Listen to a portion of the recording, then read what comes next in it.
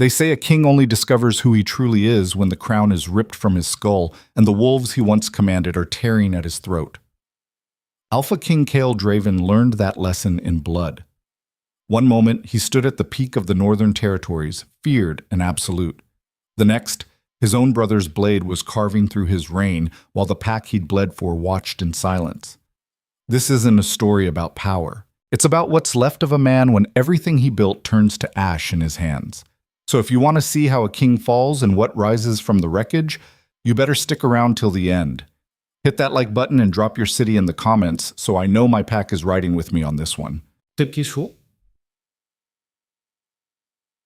The Great Hall of Blackfang Keep stank of old blood and older grudges. Kael Draven stood at the head of the war table, his scarred hands pressed flat against wood that had seen 3 generations of Alpha Kings before him.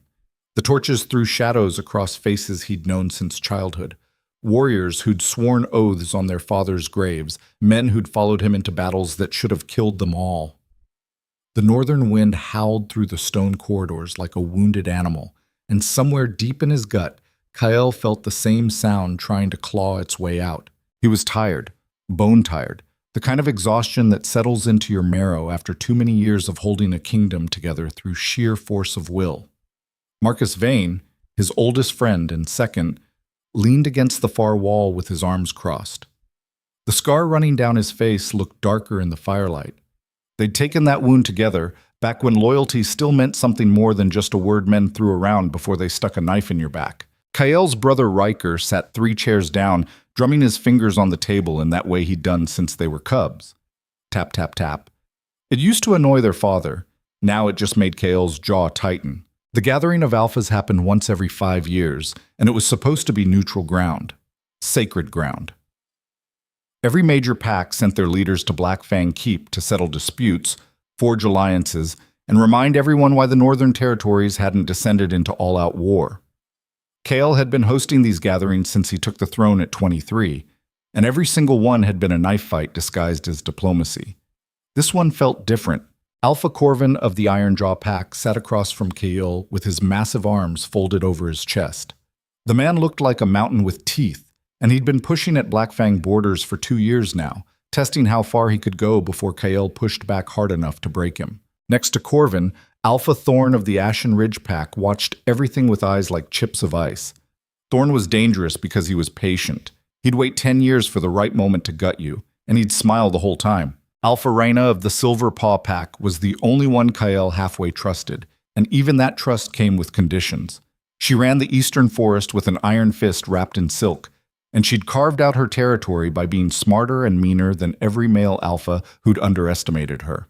But it was Alpha Gareth of the Bloodstone pack who made Kael's instincts scream. The man hadn't said a word since arriving 3 days ago, just sat there with a smile that didn't reach his eyes, watching everything like he already knew how the game would end. Riker cleared his throat. The sound cut through the low rumble of conversation like a blade through skin. Everyone went quiet. Kael's brother stood slowly, deliberately, the way you move when you want every eye in the room locked on you. He was younger by 3 years, just as tall, just as broad, but where Kael had scars from leading warriors into battle, Riker had the unmarked face of someone who'd always fought from behind the lines. Your brother's going to kill you someday. Their father had said that once, half drunk on blood wine after a successful campaign. Kael had laughed it off. What kind of father says that about his own sons? The kind who knows his children better than they know themselves. Riker's voice came out smooth and controlled. Brother, I think it's time we address the real issue facing the Northern Territories. Kael didn't move. What issue would that be? Your leadership. The words dropped into the hall like stones into still water. Ripples spread outward in the form of shifting bodies and exchanged glances. Marcus pushed off the wall, his hand drifting toward the blade at his hip, but Kael held up one finger. Not yet. Riker continued, his voice gaining strength. For 10 years you've held the throne. 10 years of blood and battle. 10 years of making enemies we didn't need to make. Look around this room, brother. These alphas didn't come here to bow to you. They came here because they smell weakness. Kael felt something cold slide down his spine. Not fear. Recognition. This was a prepared speech. How long had Riker been rehearsing this moment? Careful, Kale said quietly. The words you speak now, you can't take back. I don't want to take them back. Riker turned to address the other alphas. My brother is a warrior. No one disputes that. But the Northern Territories need more than a warrior king. They need strategy, vision, someone who understands that true power comes from alliances, not from crushing everyone under your boot. Alpha Corvin's laugh rumbled through the hall like distant thunder. And I suppose you're offering to be that visionary leader? Riker met his gaze without flinching. I'm saying what everyone in this room is thinking. Kale Draven has ruled through fear and strength alone. But strength fades, fear breaks. And when it does, every pack in the north will tear Black Fang territory apart. Marcus spoke up, his voice hard as winter iron. You're talking treason, pup. Best remember who holds your leash. My leash? Riker's smile was all teeth and no warmth. I think you'll find quite a few leashes have already changed hands. That's when Kyle saw it. The slight nod between Riker and Alpha Gareth. The way Alpha Corvin leaned back in his chair like a man watching a play he'd already seen. The subtle positioning of warriors along the walls. Men wearing Black Fang colors but standing just wrong. Their weight shifted forward like they were ready to move. His own brother had sold him. The realization hit Kyle with the force of a physical blow, but he kept his face carved from stone. How many? Riker's smile widened. Enough! Kale's hand moved to his blade, but Gareth was already standing, and suddenly there were a dozen warriors flooding in through the side doors.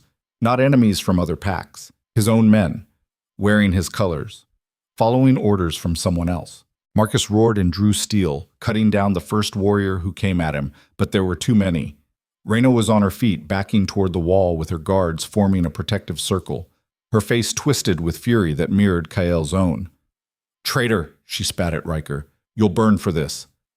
No, Riker said calmly, stepping back as his allied warriors surged forward. I'll rule for this.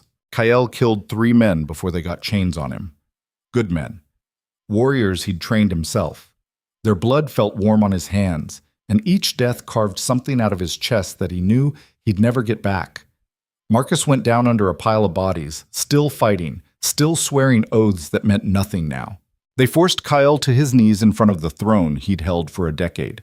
His throne, built by his grandfather, stained with the blood of every challenger who'd tried to take it. And now his own brother stood before it like he'd already won. Riker drew his blade and held it up so the firelight ran along the steel like liquid gold. Every eye in the hall fixed on that blade. Some men looked away. Others leaned forward, hungry for what came next. The old laws say a king can only be removed through trial by combat or unanimous vote of the alphas. Riker's voice carried to every corner of the hall. Well, brother, I'm afraid the vote came in before you even realized there was a ballot. Alpha Corvin stood. The Iron Jaw Pack recognizes Riker Draven as rightful Alpha King of the Northern Territories. Alpha Gareth nodded. The Bloodstone Pack concurs. Alpha Thorn didn't even bother standing. Ashen Ridge accepts the new order. Only Reyna remained silent, her jaw locked tight, her eyes promising murder. But she was one voice against 4, and everyone in that hall knew it. Kael should have felt rage, should have felt betrayal cutting through him like Riker's blade was about to cut through his throat. Instead, all he felt was a strange, distant clarity. This had always been coming. He'd just been too busy fighting other people's wars to see the one brewing in his own house. Riker stepped closer, the blade point hovering inches from Kael's throat. Any last words, brother? Kael looked up at him, and when he spoke, his voice was steady as winter stone. You think taking the throne makes you a king, but wearing a crown and being worthy of it are 2 different things. Every warrior in this room knows that. And one day, when they come for you the same way you came for me, you'll understand exactly what you've done here tonight. Riker's jaw tightened. Then it's a lesson I'll learn from a position of power while you learn yours from a frozen grave. He drew back the blade, and Kael closed his eyes, not in fear, but in acceptance. If this was how it ended, at least he'd die on his feet. Well, on his knees, but facing it head on. No begging, no pleading, just the same way he'd lived. The blade came down, but Riker twisted at the last second, and instead of Kael's throat, the steel bit deep into his shoulder, carving through muscle and scraping bone.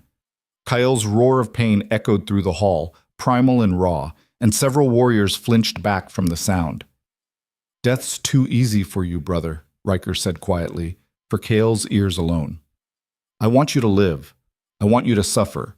I want you to freeze out there beyond the borders, knowing that everything you built now belongs to me." He nodded to the warriors holding Kyle. "Strip him, take his colors, dump him beyond the frozen wastes. If he somehow survives, kill him. If he dies, let the wolves have him." They tore the Alpha King's ceremonial cloak from his shoulders, cut away the leather armor bearing his family crest, stripped him down to nothing but his scars and his rage and his bleeding shoulder. Marcus was still down, unconscious or dead. Kyle couldn't tell. Reyna was being restrained by her own guards, who'd clearly decided staying alive meant going along with the new regime. As they dragged Kyle toward the doors, he locked eyes with his brother one last time. "This isn't over," Kyle said. His voice was rough with pain, but the words carried weight that made several warriors pause.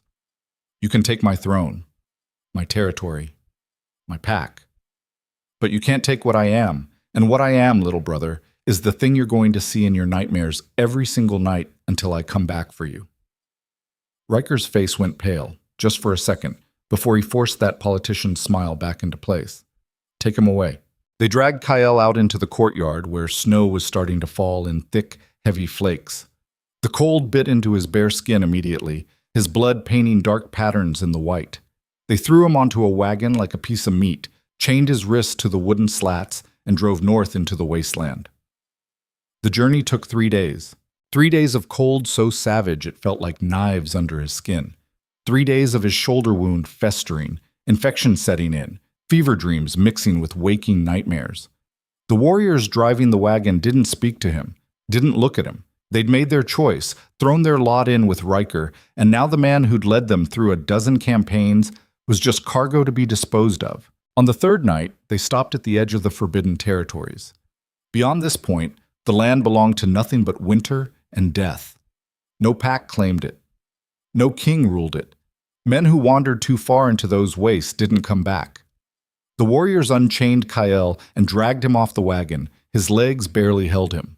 Blood loss and fever had eaten away at his strength, leaving him hollow and shaking. One of the warriors, a young man named Garrett, who Kale had personally promoted just 6 months ago, couldn't quite meet his eyes. "My lord, I'm sorry." Kale's laugh came out harsh and broken. "Sorry doesn't unchange your choices, boy." They left him there in the snow, still bleeding, still burning with fever, and drove back south toward the kingdom that was no longer his. Kyle watched them go until the wagon lights disappeared into the darkness, and then he was alone with the wind and the cold and the slow, creeping certainty that he was going to die out here. He tried to stand, made it halfway before his legs gave out, tried again, same result. The snow beneath him was turning red, his blood seeping out into the white, and somewhere in the back of his fever-addled mind, he thought about how fitting that was. The Alpha King, reduced to nothing but a stain in the snow. His vision started to blur. The cold was seeping in through his bones now, making everything feel distant and fuzzy. This was it then. This was how Kale Draven's story ended. Not in glorious battle, not defending his kingdom, but frozen and alone in the wasteland, betrayed by his own blood. He closed his eyes and let the darkness start to take him. Somewhere far to the south, back in Blackfang Keep, Riker was probably already sitting on the throne, already issuing orders, already rewriting history to make himself the hero and Kyle the tyrant who needed to be removed. And the pack, his pack, they were probably bowing to the new king, accepting the new order, moving on like Kyle had never existed. All except one. Luna Celine Vane stood in her chambers, staring out at the northern wastes through her window. While the rest of the keep celebrated the new reign or hid in fear of it, she was packing, a heavy cloak, supplies for travel, weapons she wasn't supposed to know how to use. Her handmaiden, a girl named Mira, watched with wide, frightened eyes. "My lady, they'll kill you if they find out." Celine didn't stop packing. "Then they better not find out. The entire kingdom thinks he's dead already." "Why would you?" "Because everyone else gave up on him." Celine's voice was hard as iron and twice as unyielding. "Because loyalty isn't something you practice only when it's convenient. And because I made a promise." She'd made that promise 2 years ago, during a raid by the Ironjaw pack that had nearly breached Black Fang's inner walls. Kael had taken an arrow meant for her, fought through 7 men with that arrow still lodged in his chest, and when it was over and she'd stitched him up with shaking hands, he'd looked at her with something in his eyes she'd never seen before. "Why did you stay?" he'd asked. "Everyone else ran. You stayed." She'd met his gaze without flinching. "Because someone has to stand in the fire with you. Otherwise, you'll burn alone." And he'd smiled, rare and genuine. "Then I'm glad it's you." Now Celine finished packing, pulled her hood up, and slipped out through the servant passages she'd mapped years ago when she'd first arrived at Black Fang Keep. The guards were too busy celebrating or commiserating to notice one hooded figure disappearing into the snow. She had no idea if Kael was even alive. No idea where exactly they'd dumped him. No idea if she'd freeze to death before finding him. But she knew one thing with absolute certainty. She was the only person in the entire kingdom who was even looking, and that meant she had to try. The wind howled around her as she moved north, following the wagon tracks still visible in the fresh snow.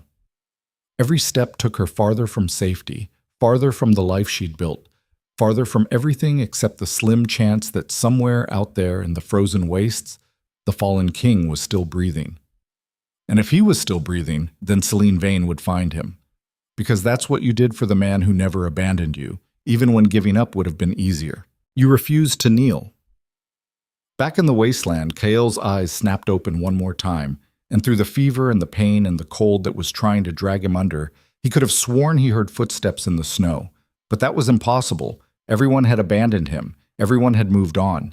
He was dying alone, just like he deserved. The darkness came up to swallow him whole, and Kael Draven, once Alpha King of the Northern Territories, once feared across every pack from the frozen wastes to the southern forests, let it take him without another fight. Somewhere in the distance, a woman's voice called out his name against the wind, but he was already too far gone to hear it. Or maybe he just imagined it. Either way, the snow kept falling, and the night kept getting colder, and whatever came next would have to wait until dawn. If dawn ever came at all. Dawn came cold and gray, the kind of morning that promised nothing but more suffering. Kael woke to the taste of copper in his mouth and the feeling of hands on his chest. Not gentle hands. Rough hands that pressed against his ribs like they were testing whether he was meat or man. His eyes cracked open to see a face hovering above him, blurred and indistinct, framed by a hood thick with snow. The face spoke. "You're still breathing. That's either impressive or stupid." Kael tried to respond, but his throat was raw and frozen. All that came out was a sound somewhere between a growl and a groan. His shoulder was on fire, the wound from Riker's blade infected and swollen, radiating heat that had nothing to do with warmth and everything to do with his body trying to kill the poison spreading through his blood. The figure pulled back slightly, and Kael's vision cleared enough to make out features. A woman. Dark hair plastered to her face with snow and sweat, eyes that cut through the gray morning like steel through bone. Celine. His Luna. Except she wasn't his anything anymore. He'd lost that right when he'd lost his throne. She was tearing open his shirt, examining the wound with the efficiency of someone who'd done this before. "It's bad. Infection's deep. You've been out here 3 days." Kael's voice came out as a rasp. "Should have stayed home. Should have done a lot of things." Celine pulled supplies from her pack, including a bottle that Kael recognized as fire whiskey, the kind that burned going down and burned even worse going into open wounds. "This is going to hurt. Everything hurts." She didn't warn him again, just poured the whiskey directly into the gash on his shoulder. Kael's back arched off the frozen ground, his scream tearing through the morning silence and sending snow cascading off nearby branches. The pain was white-hot and absolute, the kind that made your brain short-circuit and your vision go black at the edges. When he could breathe again, Celine was already stitching. Her hands moved with practiced precision, needle and thread closing flesh that wanted to stay open. She worked in silence, her jaw set in that way she had when she was angry, but holding it back. "Why?" Kael managed. The word cost him everything. Celine didn't look up from her work. "Why what? Why come?" "Because someone had to." She tied off the first stitch and started the second. "Because your entire kingdom decided you were already dead and moved on." Because Riker's sitting on your throne right now, rewriting history and making himself the hero. Because every warrior who swore an oath to you broke it the second it became inconvenient. That's not a reason. She finally looked at him, and there was something in her eyes that made Kael's chest tighten in a way that had nothing to do with his injuries. Maybe I'm just stubborn.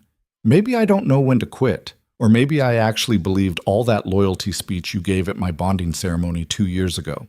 The one where you said a true leader never abandons their people, even when it's easier to walk away. Kael closed his eyes. That was different.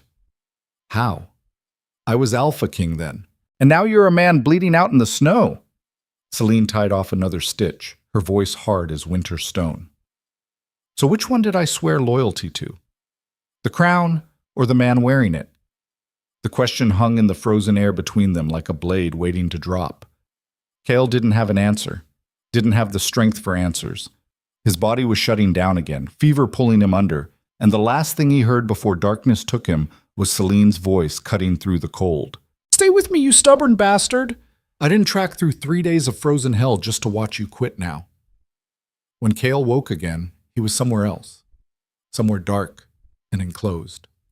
Wood creaking overhead, the smell of old smoke and older blood. His shoulder was bandaged, proper bandages this time, not just torn cloth. Someone had stripped off his frozen, blood-soaked clothes and replaced them with dry ones that smelled like they'd been stored in cedar. He tried to sit up. His body informed him in no uncertain terms that this was a terrible idea. Don't. Celine's voice came from across the small space. You're in an abandoned hunting cabin about 12 miles north of where I found you. It's not much, but it keeps the wind out. Kael's eyes adjusted to the dim light from a small fire burning in a stone hearth. The cabin was maybe 15 feet across, one room, walls thick with dirt and moss. A hunter's shelter, the kind trappers used during long expeditions into the wasteland. Empty for years by the look of it.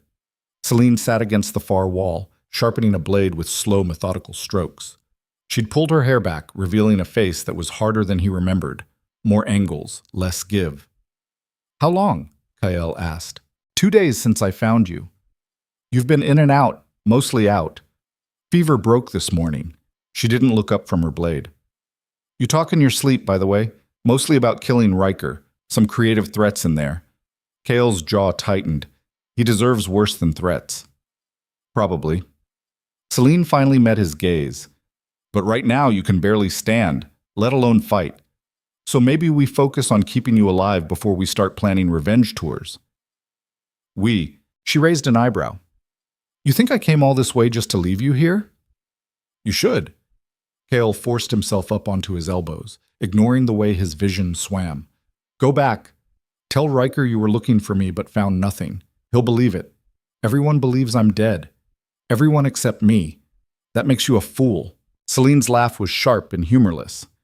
Yeah, well, I've been called worse. She set down the blade and stood, crossing to where a crude map was spread across a wooden crate. While you were unconscious, I made contact with some of the outer settlements. Word spreading about what happened. Most of the territories accepted Riker as the new king. But not all. Kael's attention sharpened despite the pain. Who hasn't? Marcus is alive. Barely. Riker threw him in the dungeons along with anyone else who spoke up after you were taken. Celine traced a line on the map with one finger. Reyna got out before they could detain her. She's back in Silverpaw territory, but she sent word through back channels. She's furious. Feels like she was played. She was. We all were, Celine continued. There are maybe 24 warriors scattered across the northern territories who still remember their oaths. Not enough for an army, but enough for a start. She looked up. If you want to take back your throne, we need to move carefully. Riker's consolidating power fast, executing anyone he sees as a threat, rewriting the laws to legitimize his coup. Kael was quiet for a long moment, staring at the rough wooden ceiling. Everything inside him screamed for revenge, for blood, for the chance to wrap his hands around Riker's throat and squeeze until his brother's eyes bulged and his face turned purple and justice finally got served. But revenge wasn't survival. And right now, survival was all that mattered. How many executions? He asked quietly. At least 7 so far. Celine's voice was flat, emotionless, but Kael could hear the rage underneath. Warriors who spoke your name after you were taken. He's making examples, showing everyone what happens when you don't fall in line with the new regime. 7 men. 7 warriors who'd stayed loyal when it cost them everything. 7 deaths that sat on Kael's shoulders like stones. He forced himself to sit up fully, biting back the groan that wanted to escape. His shoulder screamed protest, but he held himself upright through sheer stubborn will. Tell me everything, every detail, every move Riker's made, every alliance he's formed. I want to know exactly what I'm dealing with. Celine watched him for a moment, something calculating in her expression. Then she pulled the crate closer and began laying it out. Riker had moved fast. Within hours of taking the throne, he'd recalled all border patrols and reassigned them to warriors he trusted. Anyone with strong ties to Kyle was either imprisoned, executed, or forced into exile. The Ironjaw Pack had moved their borders 3 miles into what used to be Blackfang territory, and Riker had done nothing to stop them. Same with the Bloodstone Pack in the south. He's buying loyalty with your land, Celine said, trading territory for support. It makes him look weak to the other alphas, but it keeps them from uniting against him while he solidifies control. Smart, Kael admitted, the word tasting like poison. Cowardly, but smart. The people are scared. Half of them think you're dead. The other half think you abandoned them. Celine leaned back. Riker's been very careful about controlling the narrative. He's telling everyone you were a tyrant, that you ruled through fear and violence, that he saved the kingdom from your brutality. Kael's laugh was bitter. And they believe it. Some do. Fear makes people accept any story that keeps them alive. Celine's eyes hardened. But not everyone. There are whispers in the taverns. Questions about why everything happened so fast. Why so many loyal warriors ended up dead or imprisoned. Riker can control the official story, but he can't control what people say when they think no one's listening. Kael studied the map, his mind working through possibilities and probabilities. Revenge was a fire that burned hot and fast, consuming everything in its path. But what he needed now wasn't fire. It was ice. Cold. Calculated. Patient. He'd been an alpha king who ruled through strength and direct confrontation. That man was dead, left bleeding in the snow.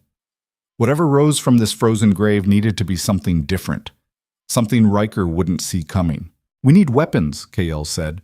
Supplies, information. And we need warriors who remember what loyalty actually means.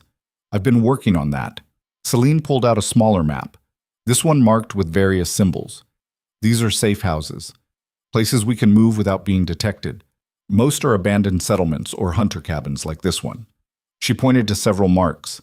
Here, and here are warriors who've gone underground. They're waiting for word. Word of what? That you're alive. That you're coming back. Kael met her gaze. And what makes you think I am? Because I know you. Celine's voice was steady, certain. You're angry, you're hurt, you feel betrayed.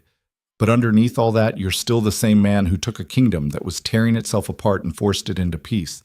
The same man who made warriors follow you into battles they should have died in and brought them home alive. That man doesn't quit. He adapts. She crossed her arms, and Kael saw the exhaustion in the lines around her eyes, the tension in her shoulders. She'd been carrying this alone while he'd been unconscious, planning and preparing and refusing to give up even when giving up would have been easier. Why? He asked again, softer this time. Why risk everything for me? Celine was quiet for a moment. Then she said, 2 years ago, during the Ironjaw raid, you took an arrow meant for me. You remember what I said to you after? Kael nodded slowly. Someone has to stand in the fire with you, otherwise you'll burn alone.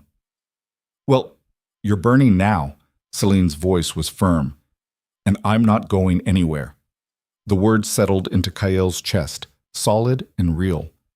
He'd lost his throne, his pack, his brother, his entire kingdom. But he hadn't lost this, whatever this was. This stubborn woman who'd tracked through frozen wasteland to find a king everyone else had written off as dead. For the first time since the betrayal, something other than rage moved through Kael's blood. Not hope exactly. Hope was too fragile for what he needed. But determination, purpose, the cold certainty that he wasn't done yet. Then we start small, he said. We gather the scattered warriors. We build intelligence networks. We learn everything about Riker's regime, every weakness, every crack in the foundation. And we wait. Wait for what? For Riker to make a mistake. Kael's voice was hard as iron. He will. Men who take power through betrayal always do. They spend so much time looking behind them for knives in the dark that they forget to watch what's happening right in front of their faces. Over the next weeks, the hunting cabin became a war room. Celine made trips back to the settlements under various disguises, gathering information and making quiet contact with warriors still loyal to the fallen king. She moved like smoke through the territory, invisible and everywhere at once, building networks that would have taken Kael months to establish on his own. Each time she returned, she brought news. Some good, most bad. Riker had formalized his alliance with Ironjaw and Bloodstone.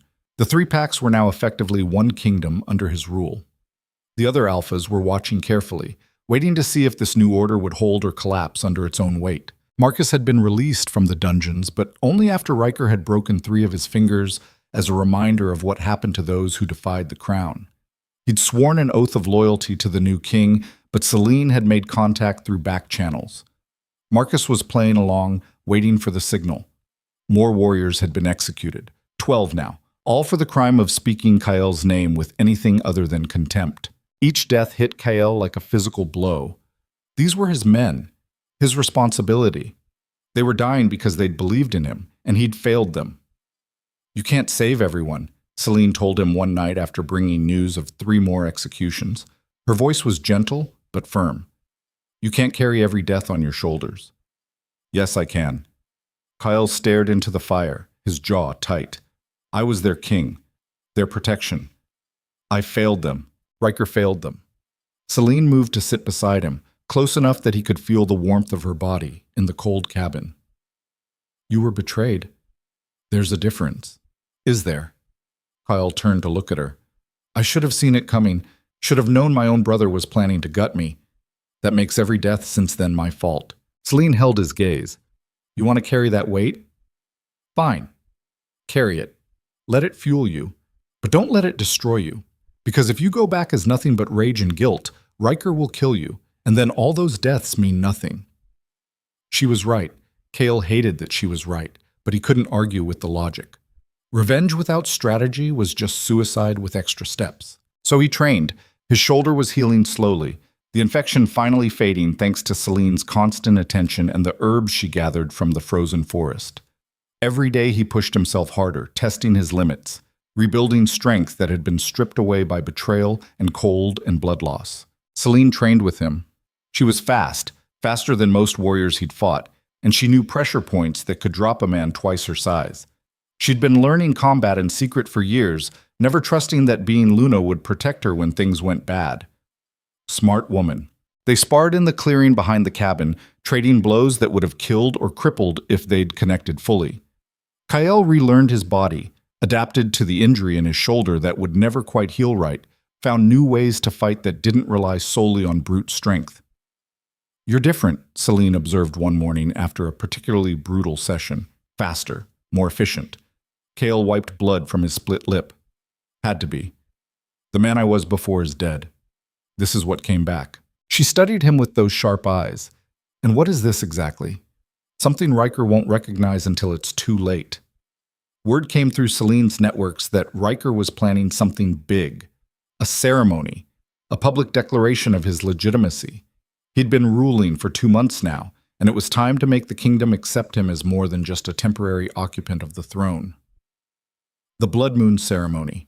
It happened once every generation, during the rare night when the moon turned red and the old magic of the territories ran strongest. Traditionally, it was when new alphas were recognized by the pack, when bonds were formed, when the kingdom renewed its oaths to the crown. Riker was going to use it to cement his reign. And he was going to force Celine to become his Luna. The news hit Kael like a fist to the gut. He was standing in the cabin when Celine told him, having just returned from a scouting trip to the capital. She said it matter-of-factly, like she was discussing the weather, but Kael could see the tension in her shoulders, the white-knuckle grip she had on the edge of the table. "It makes sense politically," she said. "You're dead as far as everyone knows. A Luna without an alpha has no protection. If he bonds me to him during the ceremony, it legitimizes his claim to the throne and eliminates any question about succession. Over my corpse, Kael said quietly.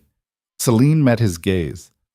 That's what I told my contact. But we both know it doesn't matter what I want. If Riker decides it's happening, it's happening. I can refuse, but then I'm just another body in the dungeons. No. The word came out harder than Kael intended. You're not going back there. You're not putting yourself in his reach. I have to. Celine's voice was steady. It's the only way to get close enough to gather the intel we need. Besides, if I disappear now, he'll know I've been helping you. And that puts everyone in our network at risk. Kael wanted to argue. Wanted to grab her and lock her in this cabin where she'd be safe. But the territorial part of his brain that screamed mine was at war with the tactical part that knew she was right. He's going to hurt you, Kael said finally. Probably. She didn't flinch from the truth. But I've survived worse. That wasn't the point. The point was that the thought of Riker's hands on her, Riker claiming her, Riker forcing a bond that should never exist made something primal and violent rise in Kael's chest. Something that wanted to burn the entire kingdom down rather than let that happen. Celine must have seen it in his face because she stepped closer, her hand coming up to rest against his chest where his heart was slamming against his ribs. Focus. This isn't about possession or pride. This is about taking back what's yours and making sure Riker pays for every life he's taken. She was right. Again. Always right when it mattered. Kael forced his breathing to steady, pushed down the territorial rage that wanted to override strategy. When's the ceremony? 3 weeks. Full moon. Celine's hand dropped from his chest. Everyone will be there. Every alpha, every warrior, the entire kingdom watching. Kael's mind was already working through possibilities. That's when we make our move. What move? You barely have 24 warriors scattered across the territories. Riker has hundreds. Numbers don't matter if you know where to strike. Kael moved to the map, his finger tracing lines between settlements. We don't need to defeat his entire army. We need to expose him, show the kingdom who he really is and what he did to take the throne. And how do we do that? Kael smiled, and it was not a kind expression. We make him confess. Over the next 3 weeks, everything accelerated. Celine returned to Blackfang Keep under the guise of accepting her fate. She played the role of grieving Luna perfectly, mourning the lost king while publicly accepting that Riker was the rightful ruler. It made Kael's teeth grind to hear the reports of her bowing to his brother, but he understood the game being played. Meanwhile, Kael moved through the territories like a ghost. He met with each of the scattered loyal warriors personally, not to recruit them for battle, to recruit them for something more dangerous. Infiltration. One by one, these warriors returned to Blackfang Keep. They swore public oaths to Riker, took positions in his guard, became part of the new regime. Riker thought he was winning them over. In reality, they were Kael's eyes and ears inside the halls of power. Marcus proved invaluable. Despite his broken fingers and forced oath, he still commanded respect among the warriors. He used that respect to quietly identify who was truly loyal to Riker and who was just going along to survive. The latter group was larger than Kael had hoped. Fear kept people in line. But fear was a chain that could be broken if someone stronger came along. Information flowed back to Kael through careful channels. Riker was getting paranoid. He saw threats everywhere.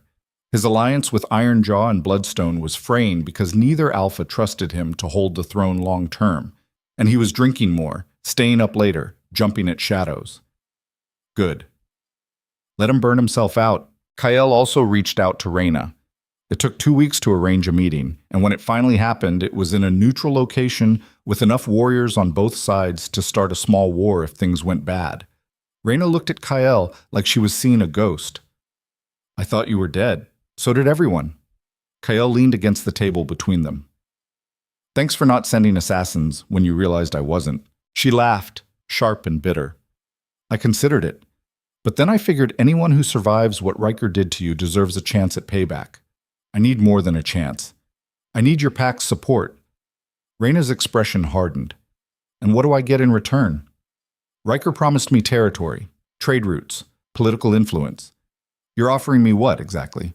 A pat on the back and a good conscience? Kael had expected this. Reyna didn't operate on loyalty. She operated on advantage. I'm offering you the truth about what Riker did to take the throne, including the part where he murdered our father to clear his path to power. The temperature in the room dropped 10 degrees. Reyna went very still. Explain. Kael laid it out. The poison that had killed their father 2 years ago wasn't natural. Riker had arranged it, working with a healer who'd since been quietly executed to eliminate loose ends. Kael had uncovered the truth just before the gathering, was planning to confront Riker privately, give his brother a chance to confess and accept exile. Instead, Riker had moved first. Reyna listened in silence.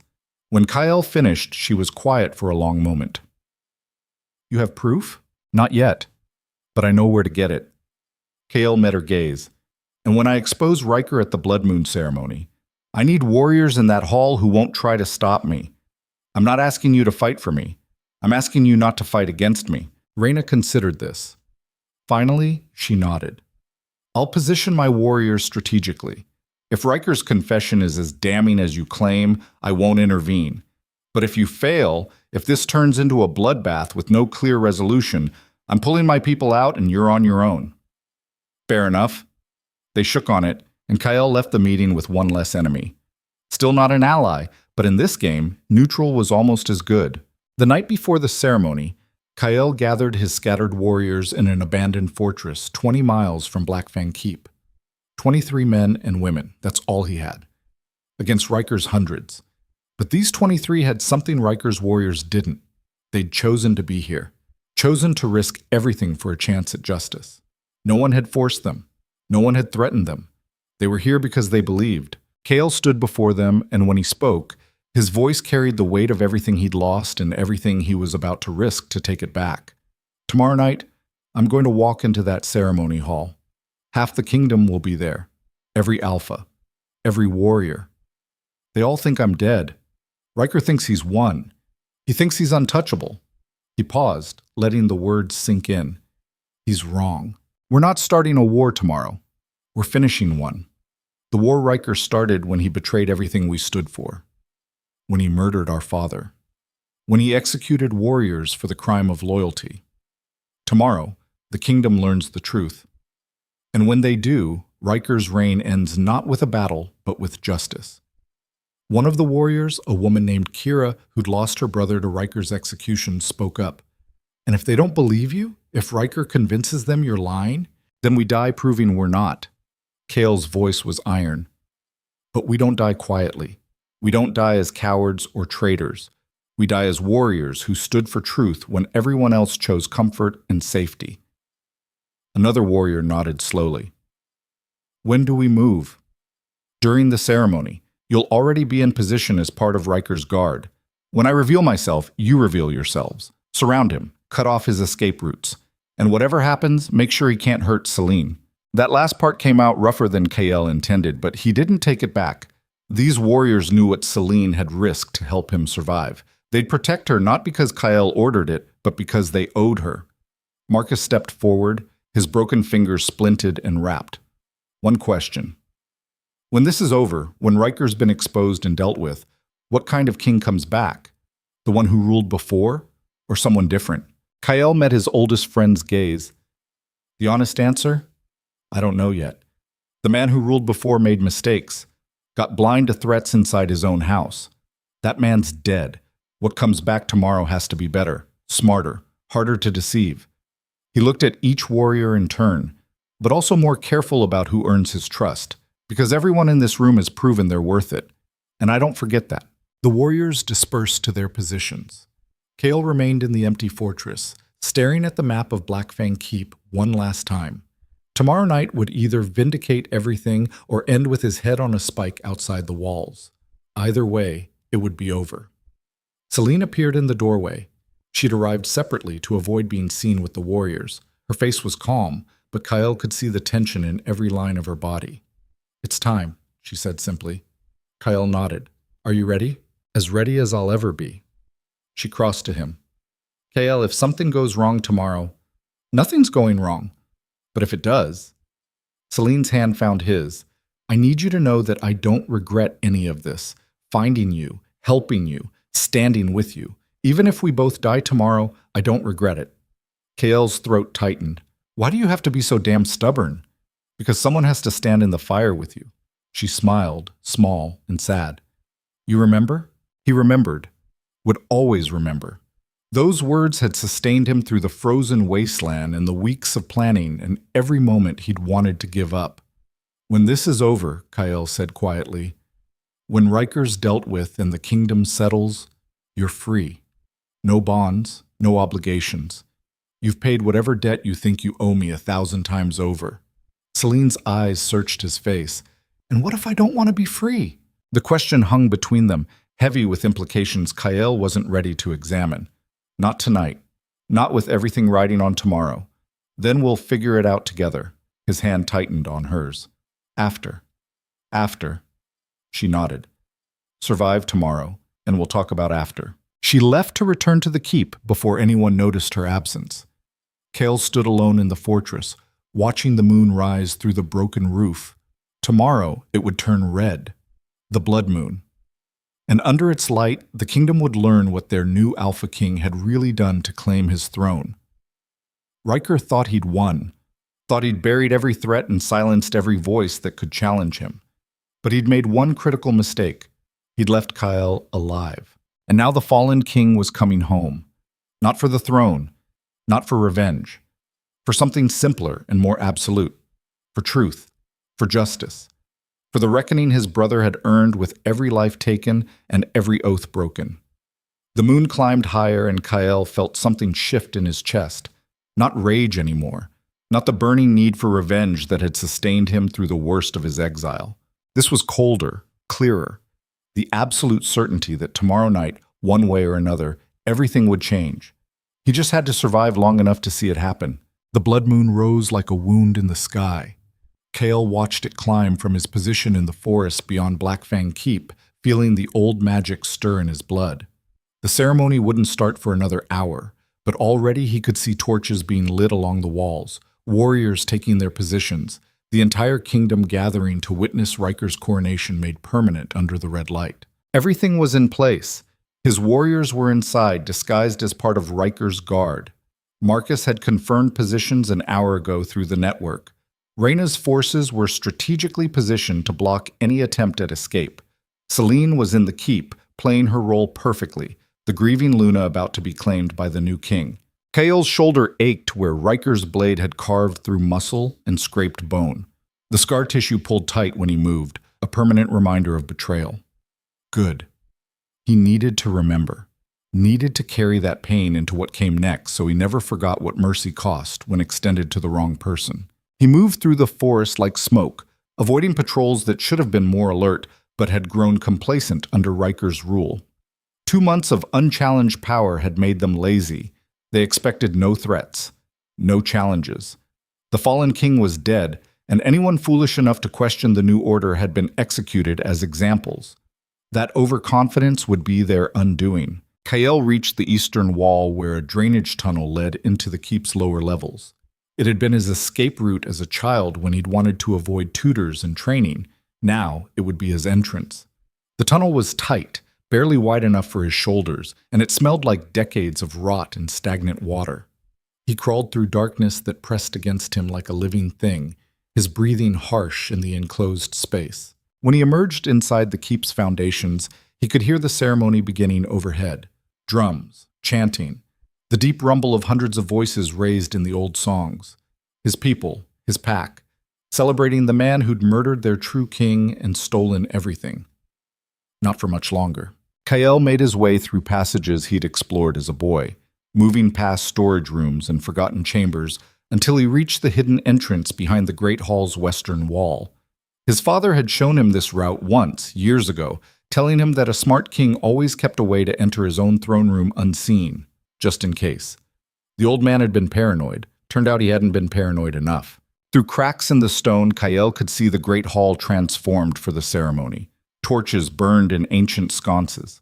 The floor was marked with the traditional symbols drawn in ash and blood. Every alpha from the northern territories stood in their designated positions, forming a circle around the center where the bonding would take place. And there, standing beside the throne with a smile that made Kale's blood burn cold, was Riker. His brother had changed in 2 months. The stress of ruling showed in new lines around his eyes, in the tension of his shoulders, in the way his hand kept drifting to the blade at his hip, like he expected an attack at any moment. Good. Let him fear. Let him understand what it felt like to watch shadows and wonder when they'd finally reach out and drag him down.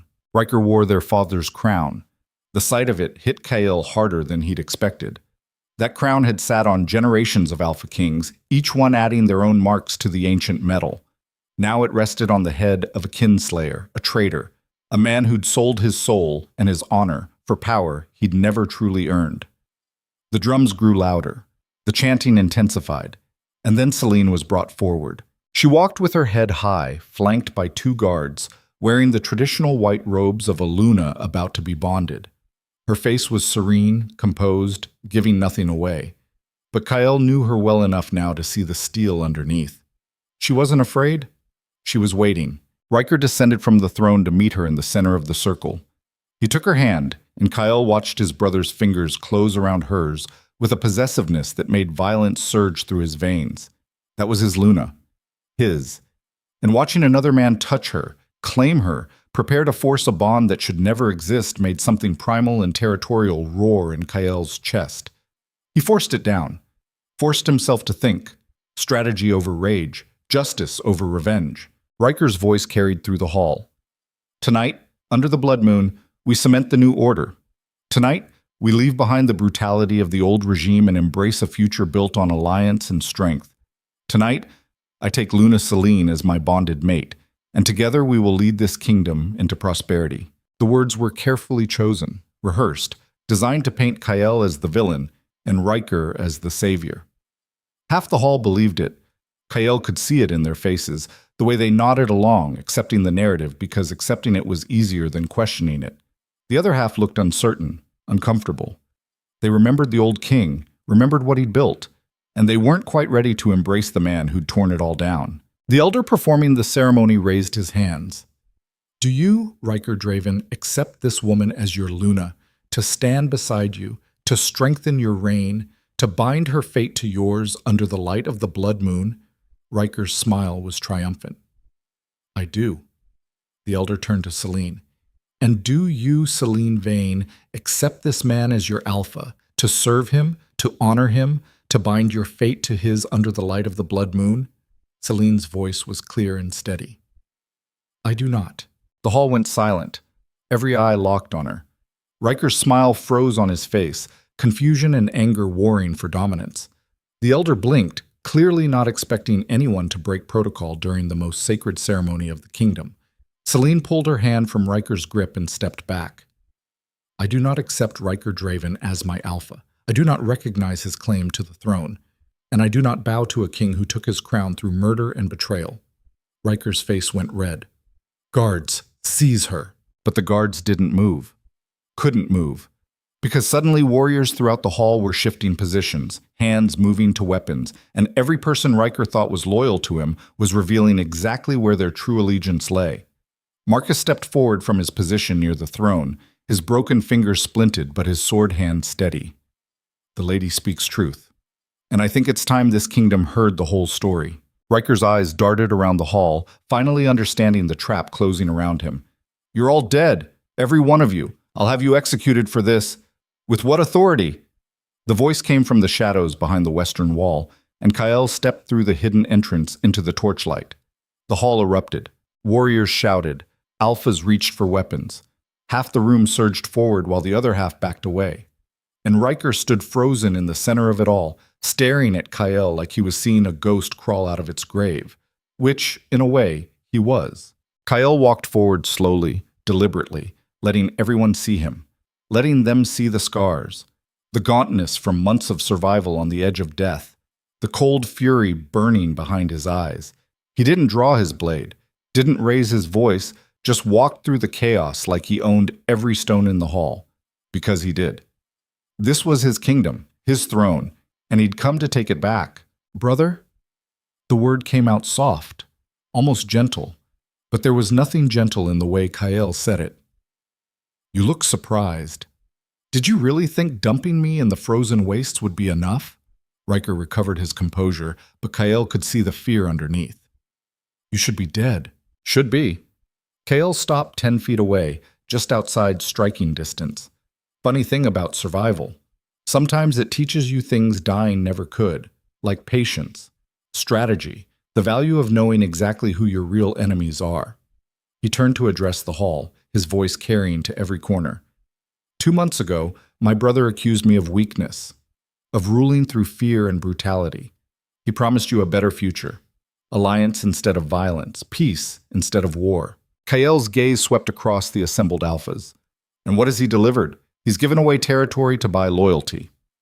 Executed warriors whose only crime was speaking my name. Imprisoned anyone who questioned his authority. He's turned this kingdom into exactly the kind of brutal regime he accused me of running. That's a lie, Riker snapped. I saved this kingdom from your tyranny. Did you? Kael took another step forward. Then explain to everyone here how our father really died.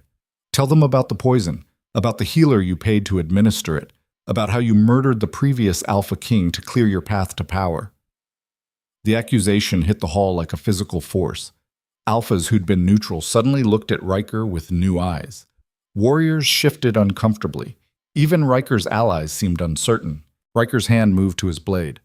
You have no proof. You're a desperate exile making wild accusations. Marcus spoke up. We have the healer's testimony. She confessed before you had her executed. But she wrote it all down first. Names, dates, every detail of how you orchestrated our king's murder.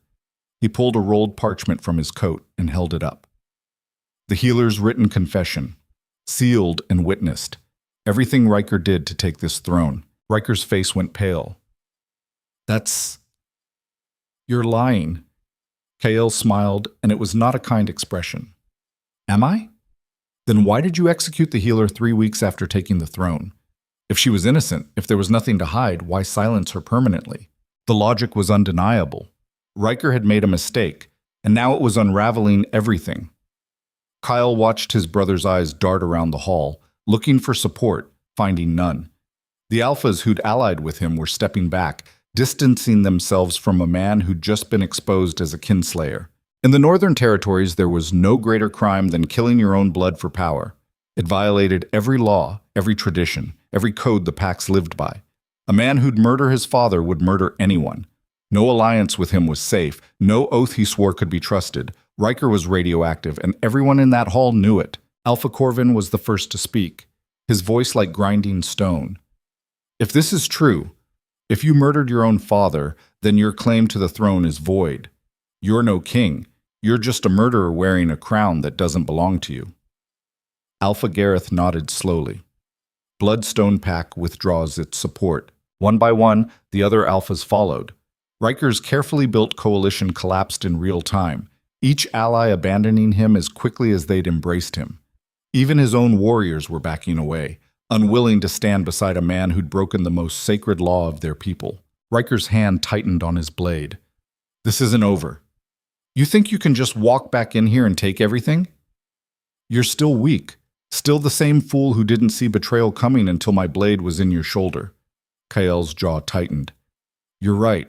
I was a fool. I trusted you, believed you were loyal, thought brotherhood meant something more than convenience. He drew his blade, and the sound of steel leaving its sheath cut through the hall like a promise.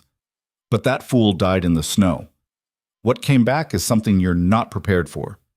Riker attacked. No warning, no declaration, just sudden, savage violence as he lunged forward with his blade aimed at Kael's throat. Kael twisted, his injured shoulder screaming protest, and caught the strike on his sword. The impact jarred through his arms, and he could feel the weakness in his left side where the old wound had never quite healed right. They fought in the center of the circle while the entire kingdom watched. Brothers who'd trained together as children, who knew each other's styles and weaknesses and tells. Every strike was personal. Every block was earned through years of shared history. Riker fought like a man with nothing left to lose, wild and desperate, trying to overwhelm Kael through sheer aggression. Kael fought cold and calculated, conserving his strength, letting Riker exhaust himself against defense that gave only when necessary. You should have stayed dead, Riker snarled between strikes. Should have frozen in that wasteland. I tried. Kael blocked a thrust aimed at his ribs. But someone decided I was worth saving. Someone believed in the man I was supposed to be rather than the failure I'd become. Their blades locked, faces inches apart. Riker's eyes were wild, cornered, the eyes of an animal that knew it was about to die. I did this for us, for the kingdom. You were leading us into endless war. No! Kale shoved him back. You did this for you, for power you couldn't earn through merit, and you've stained everything our family built with your ambition. Riker circled, looking for an opening. Around them, the hall had gone silent.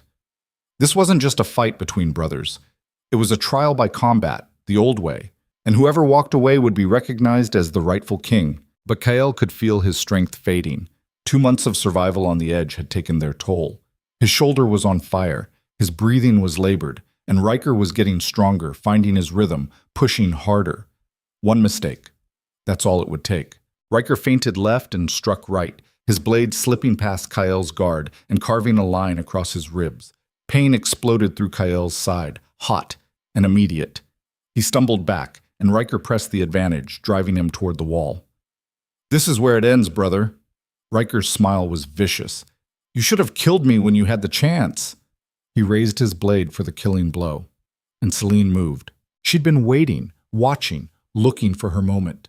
And when Riker's attention was fully on Kael, when his back was turned and his guard was down, she struck. Not with a blade, with words. Tell them about the other murders. Her voice cut through the hall like a whip. Tell them about the warriors you executed in secret before the coup. Tell them about Marcus's fingers.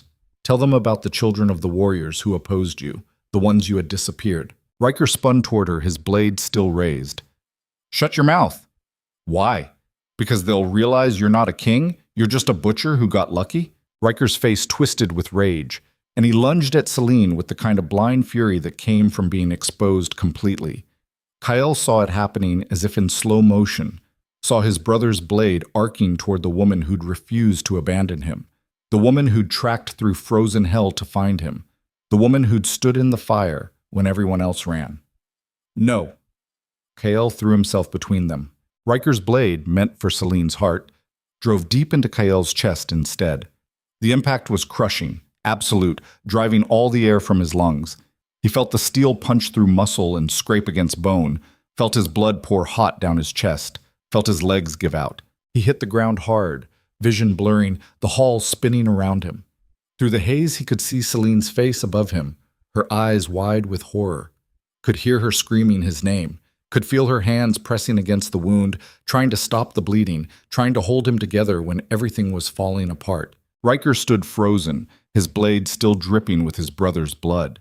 For just a moment, the madness cleared from his eyes, and he seemed to see what he'd done, what he'd become. The line he'd just crossed that could never be uncrossed. Then Marcus was there, his blade at Riker's throat. Every loyal warrior in the hall converged on the fallen king's brother, surrounding him, weapons drawn. Riker didn't resist, just stood there, staring at Kael's bleeding body, the crown still on his head, but his reign already over. Kael tried to speak. His mouth moved, but no sound came out. His chest was on fire, each breath agony, blood filling his lungs. This was it. This was how it ended. Not in glorious victory, not with justice served, but bleeding out on the floor of his own throne room while his brother stood over him wearing stolen power. Celine's face filled his vision, tears streaming down her cheeks. Stay with me. Don't you dare die. Not after everything. Not after I found you. Not after you came back. Her voice was breaking, desperate, the iron control she'd maintained for months finally shattering, and Kael wanted to stay. Wanted to tell her that she'd been right, that he'd needed someone to stand in the fire with him, that she'd saved him in every way that mattered. But darkness was creeping in from the edges, cold and final. His hands went numb. The pain faded to distant noise. And Kael Draven, twice fallen king, slipped away into nothing while the kingdom he'd tried to save watched helplessly.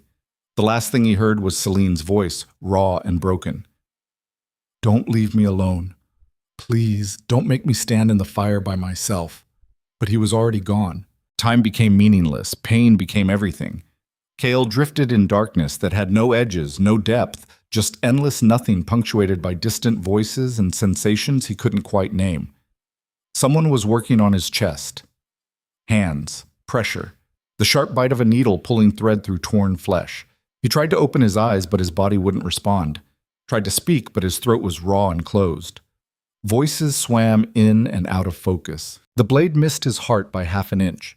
If it had gone any deeper, he's lost too much blood, even if we stop the bleeding. He's stronger than you think. He survived worse in the frozen wastes. He'll survive this. That last voice was Celine. Kael would know it anywhere, sharp and certain, even when everything else was falling apart. She was still there, still refusing to give up on him. Stubborn woman. Hours passed, or days. Kael couldn't tell. The darkness would recede for moments, letting in fragments of awareness. The smell of herbs and smoke, the softness of blankets, the steady pressure of someone's hand holding his.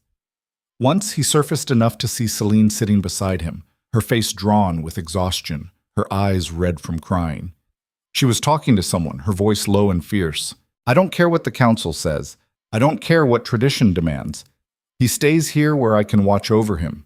You want to move him, you'll have to go through me first. Marcus's voice, gentle but firm. My lady, no one's trying to move him, but you need to rest. You've been at his side for 3 days straight. 3 days. Kael tried to process that. He'd been unconscious for 3 days. What had happened to Riker? To the kingdom?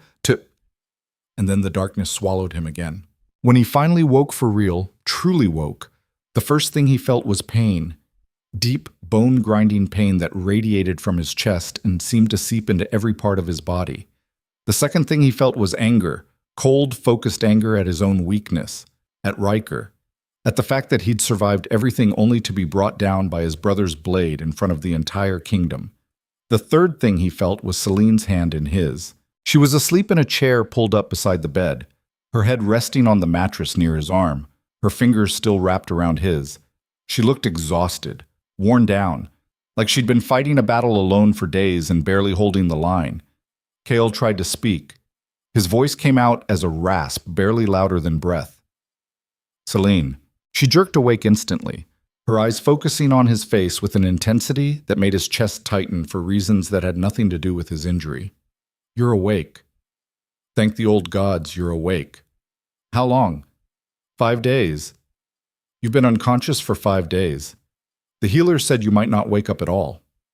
She squeezed his hand hard enough to hurt. Don't ever do that again. Don't ever throw yourself in front of a blade for me. Would do it. Again. Kael managed a weak smile. Someone has to protect you. Tears spilled down her cheeks, but she was smiling too. That fierce smile that meant she was angry and relieved and too many emotions to sort through. You're an idiot, a stubborn, self-sacrificing idiot, learned from the best. She laughed, sharp and broken, and leaned forward to press her forehead against his. I thought I'd lost you. I thought after everything, after finding you and bringing you back and planning this whole revenge, you were going to die anyway. Didn't die. Kael's breath was coming easier now, his body remembering how to function. Too stubborn. Celine pulled back enough to meet his eyes. Riker's in the dungeons. After he stabbed you, the Alphas declared him guilty of kinslaying and murder. They stripped him of everything. The crown, the title, even his name. He's just prisoner now, waiting for your judgment. My judgment. You're still Alpha King. The kingdom recognized your claim the moment you exposed Riker's crimes. She hesitated. But Kael, you need to know. The council's been debating what to do with him. Some want public execution, others want exile. And there's a faction that wants you to show mercy to prove you're better than him. Kael closed his eyes. His brother. The man who'd shared his childhood, trained beside him, who he'd trusted absolutely. That man had died the moment Riker decided power was worth more than blood. What remained was just a hollow thing wearing his brother's face. I need to see him. Celine's grip tightened. Not until you're healed, the healer said. I need to see him now. Kael opened his eyes, and something in his expression made Celine go still. This ends today, one way or another. She studied his face for a long moment. Then she nodded and helped him sit up. The movement sent fire through his chest, but Kael gritted his teeth and pushed through it. Pain was just information. It told him he was alive. That was enough. They made it to the dungeons with Celine supporting most of his weight. and Marcus meeting them halfway with a wheelchair Kyle absolutely refused to use. By the time they reached the cell holding Riker, Kale was dizzy and nauseous, but he was upright and conscious, and that would have to do. Riker sat in the corner of his cell, still wearing the clothes from the ceremony, now stained with dried blood. Kael's blood. He looked up when they approached, and there was something broken in his eyes that Kael had never seen before. "Brother." Riker's voice was hoarse. "You're alive." "Disappointed?" A bitter laugh escaped Riker's throat. "No, I'm relieved, because now you can do what you should have done months ago." He stood slowly and walked to the bars. Kael could see the acceptance in his expression, the understanding that there was no way out, no last-minute escape. This was the end. "Kill me." Riker's voice was steady. "Put me down like the rabid dog I became. It's what I deserve, what I've earned, and it's the only justice that matters." Kael stared at his brother, this man he'd once loved, and felt nothing but cold emptiness where that love used to live. "You're right. You do deserve death. You've earned it with every life you took, every oath you broke, every drop of innocent blood you spilled." He paused, letting the words settle. "But I'm not going to give you what you want." Riker's eyes widened. "What?" "I'm not executing you, not publicly, not privately." Kael's voice was iron. "You wanted to be king so badly you murdered our father. You wanted power so desperately you betrayed everyone who trusted you. Well, congratulations, brother. You're going to live with those choices." "I don't understand." "Exile." Kael met his brother's gaze without flinching. "You leave this territory tonight. You walk beyond the borders into the forbidden wastes, the same place you dumped me, and you live there, alone, without pack, without name, without anything except the weight of what you've done." "That's worse than death." Riker's voice cracked. "You know what's out there? The cold, the predators, the isolation?" "Yes, I do." Kael's smile was hard and cold as winter. "I survived it. Let's see if you can." For the first time, Riker's composure shattered completely. He gripped the bars with both hands, his face twisting. "Brother, please, just kill me. Don't make me—" "You made your choice. Now live with it." Kyle turned away, done with this conversation, done with this man. If you survive, good. If you die out there, better. Either way, you're no longer my problem. He walked away with Celine supporting him, leaving Riker behind in that cell. The last sound he heard was his brother screaming his name, begging for death, for mercy, for anything except the exile that would strip away everything he'd killed to gain. But Kael didn't look back, couldn't afford to. Because looking back meant acknowledging the small part of him that still remembered when Riker had been his brother instead of his betrayer. And that part needed to die completely if Kael was going to move forward. 3 days later, Riker was escorted to the border and released with nothing but the clothes on his back. The warriors reported that he walked north into the wasteland without looking back, his shoulders hunched against the wind, a man already dead just waiting for his body to catch up with reality. The kingdom slowly began to heal. The Alphas reaffirmed their oaths to Kael.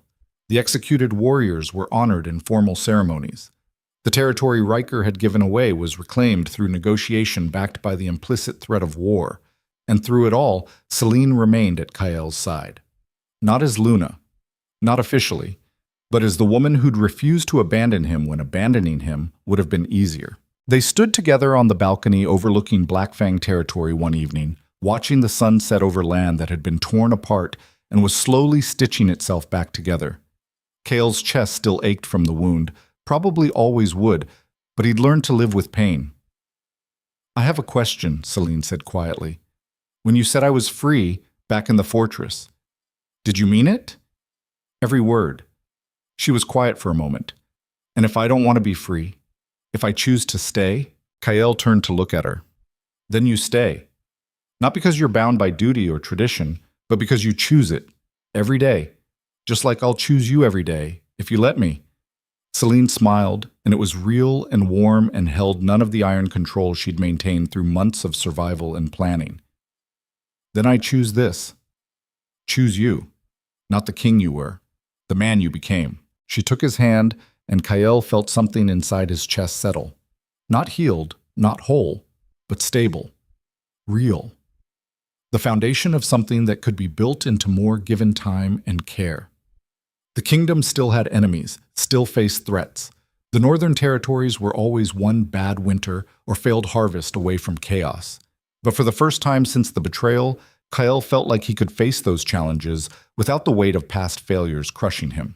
He'd died in the snow and come back harder. Died on his throne room floor and come back wiser. And whatever came next, he wouldn't face it alone, because standing beside him was the woman who'd refused to kneel when everyone else bowed. The woman who'd found him broken and bleeding and decided he was worth saving anyway. And together they would rebuild what betrayal had torn down, not into what it was before, into something better, something stronger, something that couldn't be broken by one man's ambition or one brother's betrayal. The sun set completely, darkness rolling over the territory. But in Black Fang Keep, the torches burned bright, and the kingdom that had nearly torn itself apart began the slow, painful work of becoming whole again. With a fallen king who'd learned the difference between ruling through fear and leading through earned loyalty. And a Luna who'd chosen him not when he was powerful, but when he was nothing but scars and stubbornness and the refusal to quit. That choice meant everything, and it would echo through the Northern Territories for generations to come. The story of the king who fell and rose again, and the woman who stood in the fire with him when everyone else walked away. The kingdom had 3 weeks of fragile peace before everything went to hell again. Kael should have known it wouldn't last. Peace never did in the Northern Territories. You built something, fought to protect it, bled to maintain it, and then someone always came along to test whether you were strong enough to keep it. This time, the test came from an unexpected direction. The messenger arrived at dawn, his horse half dead from being ridden too hard, his face gray with exhaustion and fear. Kael was in the training yard working through his exercises, pushing his healing body harder than the healers recommended, when Marcus intercepted the man before he could collapse. "My lord," the messenger's voice was ragged. "The southern border, Alpha Gareth of Bloodstone. He's mobilized his entire pack, moving north with siege equipment and enough warriors to level the keep." Kael's blood went cold. Gareth had withdrawn his support during the Blood Moon ceremony, had seemed to accept Kael's restoration to the throne. Why would he? There's more. Marcus's face was grim. He's not alone. Alpha Thorn of Ashen Ridge joined him. And they're claiming you're unfit to rule, that the kingdom needs new leadership, that anyone who'd spare a kinslayer like Riker doesn't have the strength to hold the Northern Territories. So this was it. The real challenge. Not from within, but from outside. 2 major packs moving in coordination, using Kael's mercy as evidence of weakness. It was a calculated move, perfectly timed for when Kael was still recovering from his wounds, when the kingdom was still fractured from Riker's betrayal. How long until they reach our borders? 2 days. Maybe less if they force march. The messenger swayed on his feet. "My lord, they have at least 800 warriors between them, maybe more. And they're bringing battering rams, siege towers. They're not coming to negotiate." Kael's mind was already racing through possibilities and probabilities. 800 warriors against his current forces of maybe 300. The keep could withstand a siege for a while, but not forever. And if Gareth and Thorn took Blackfang territory, the other alphas would either submit or be crushed. The entire Northern Territories would descend into war. Get him to the healers. Kael turned to Marcus. Then Zhao the council. We have decisions to make. Within an hour, every senior warrior and advisor was gathered in the war room, the same room where Riker had betrayed him. Kael stood at the head of the table, studying the map spread before him, while voices rose in argument and debate around him. We can't win this fight head on. One advisor, an older warrior named Brennan, traced the enemy's likely route. 800 against 300 is suicide. We need to sue for peace. Negotiate terms. Negotiate? Marcus's voice was sharp. They're not coming here to talk. They're coming to conquer. You negotiate with them, you might as well hand over your throat and ask them to be gentle about cutting it. Then we evacuate. Another voice. Move the civilians out, abandon the keep, retreat to defensible positions in the mountains. And leave our home to be burned and occupied? Never. The arguments continued, each voice adding to the chaos, until Celine's cut through all of them like a blade through silk, You're all thinking about this wrong. Every eye turned to her. She stood near the window, arms crossed, her expression thoughtful. She'd been quiet until now, just listening, but Kael could see the wheels turning behind her eyes. This isn't about numbers. It's about perception. Celine moved to the map. Gareth and Thorne are betting that the kingdom sees Kyle as weak because he showed mercy to Riker.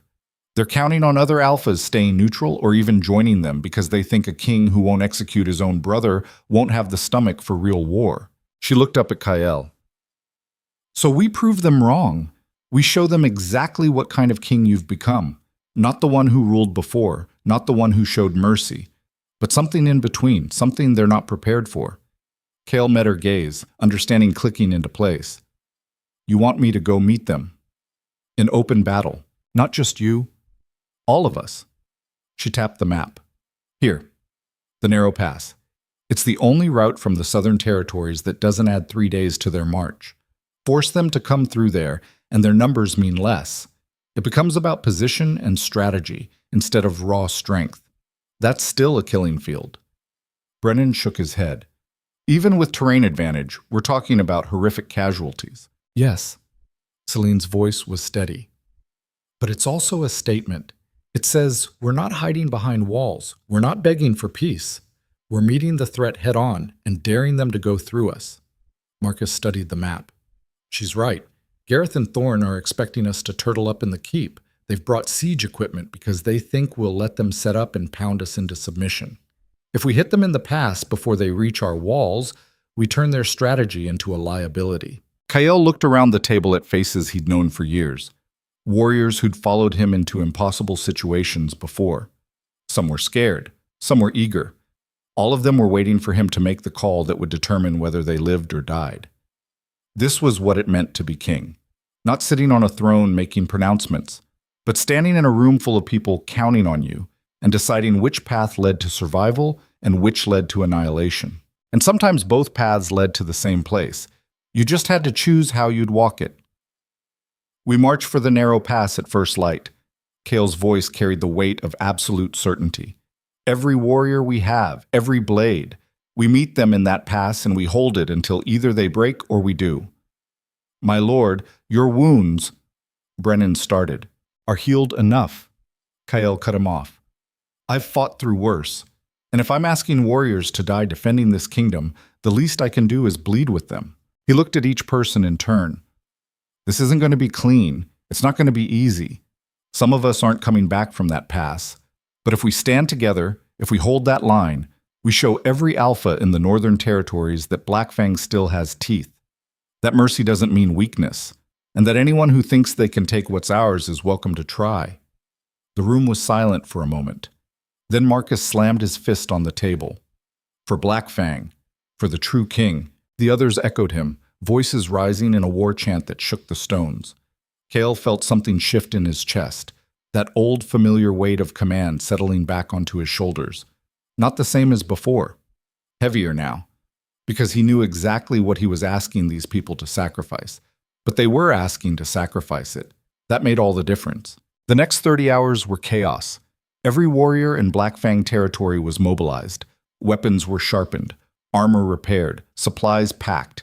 Kale spent most of it in the armory, personally checking every blade, every bow, every piece of equipment that would go into battle. His chest ached constantly now, the healing wound protesting the sudden activity. He ignored it. Pain was just his body's way of complaining. It didn't get a vote. Celine found him late that night in the stables, checking the horses. She didn't say anything, just stood there watching him work until he finally turned to face her. You should rest, she said quietly. You're still recovering. So are you. Kyle nodded at the dark circles under her eyes. When's the last time you slept? About as recently as you. They stared at each other for a moment, and then both smiled, tired and grim. They'd been through too much together to pretend either of them was going to rest before this was over. Celine moved closer. I'm coming with you, to the pass. No, you're not. Her eyes flashed. You don't get to decide that. I'm Alpha King. Deciding things is literally my job. And I'm the woman who tracked you through frozen wasteland and nursed you back from death twice. Selena's voice was hard as steel. You think I'm staying behind while you march into a battle you might not come back from? That's exactly what I think. Kale's jaw was tight. Because if something goes wrong, if we lose that pass, the kingdom needs someone who can hold it together. Someone the people trust. That's you. She studied his face for a long moment. You're planning something. Something you're not telling the others. Kale didn't deny it, just held her gaze until she understood. You're going to do something stupid and heroic and possibly suicidal. Her voice cracked slightly. Aren't you? I'm going to do whatever it takes to make sure Gareth and Thorne regret coming north. He reached out and took her hand, and that might mean making choices that look insane to everyone else. Celine's grip tightened. Then let me stand beside you while you make them. You already have, for months, through everything. Kyle pulled her closer. But this time I need you to trust me. Trust that I know what I'm doing, and trust that I'll come back. You better. Tears glinted in her eyes, but her voice was steady. Because if you die out there, I'm going to drag you back from whatever comes after just so I can kill you myself. He kissed her then, fierce and desperate, pouring everything he couldn't say into that moment. Fear, hope, the knowledge that tomorrow might be the last sunrise either of them ever saw. When they finally pulled apart, both were breathing hard. If I don't come back, Hale started. Don't. Celine pressed her fingers against his lips. Don't say it. Just come back. The army marched at dawn. 300 warriors moving in tight formation through territory they'd defended their entire lives. Kyle rode at the front, his armor weighing heavy on his still healing body, his sword familiar and deadly at his hip. Behind him, Marcus commanded the left flank. Kira led the archers on the right. Every warrior knew their position, their role, their part in the desperate gamble they were about to make. The narrow pass was a day's hard march. They made it in 18 hours, force marching until muscles screamed and lungs burned, because every minute they had to prepare was a minute less that Gareth and Thorne had to scout their positions. The pass itself was exactly what its name suggested. A narrow canyon between two steep mountain faces, maybe 50 feet wide at its broadest point, with sheer cliffs on either side. A natural bottleneck where a small force could hold against a much larger army. For a while, Kale positioned his warriors with brutal efficiency. Archers on the clifftops with clear lines of fire down into the pass. Infantry in 3 defensive lines, each one positioned to fall back to the next if overwhelmed. Traps set along the approaches, hidden pits and tripwires that would break the enemy's charge. And at the very center, at the narrowest point of the pass, Kyle positioned himself with the best warriors he had, the ones who'd followed him through hell and back.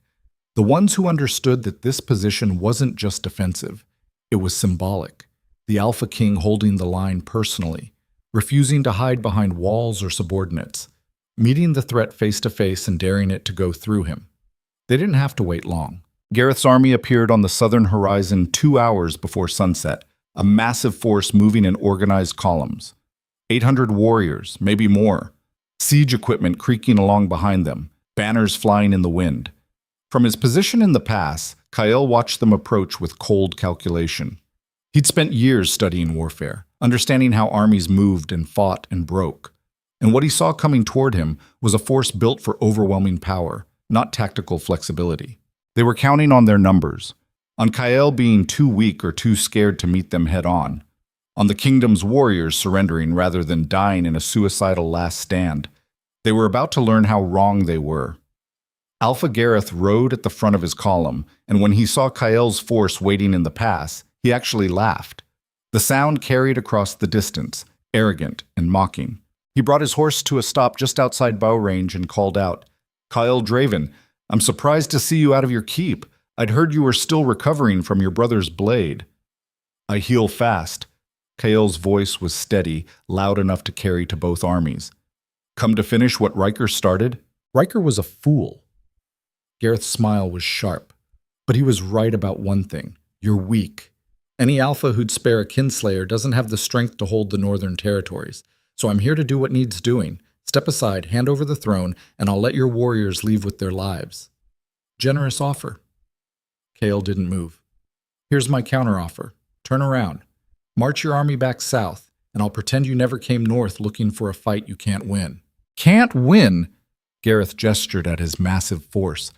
You have 300 warriors. I have 800. The math isn't complicated. Numbers only matter if you can use them. Kale smiled, cold and dangerous. And in this pass, you can't. You can throw wave after wave at us, but they'll die by the dozen because there's no room to maneuver, no space to flank, no way to bring your full strength to bear. So go ahead. Send your warriors into this meat grinder. See how many it takes before the ones still alive decide they'd rather go home than die for your ambition. Something flickered in Gareth's eyes. Uncertainty.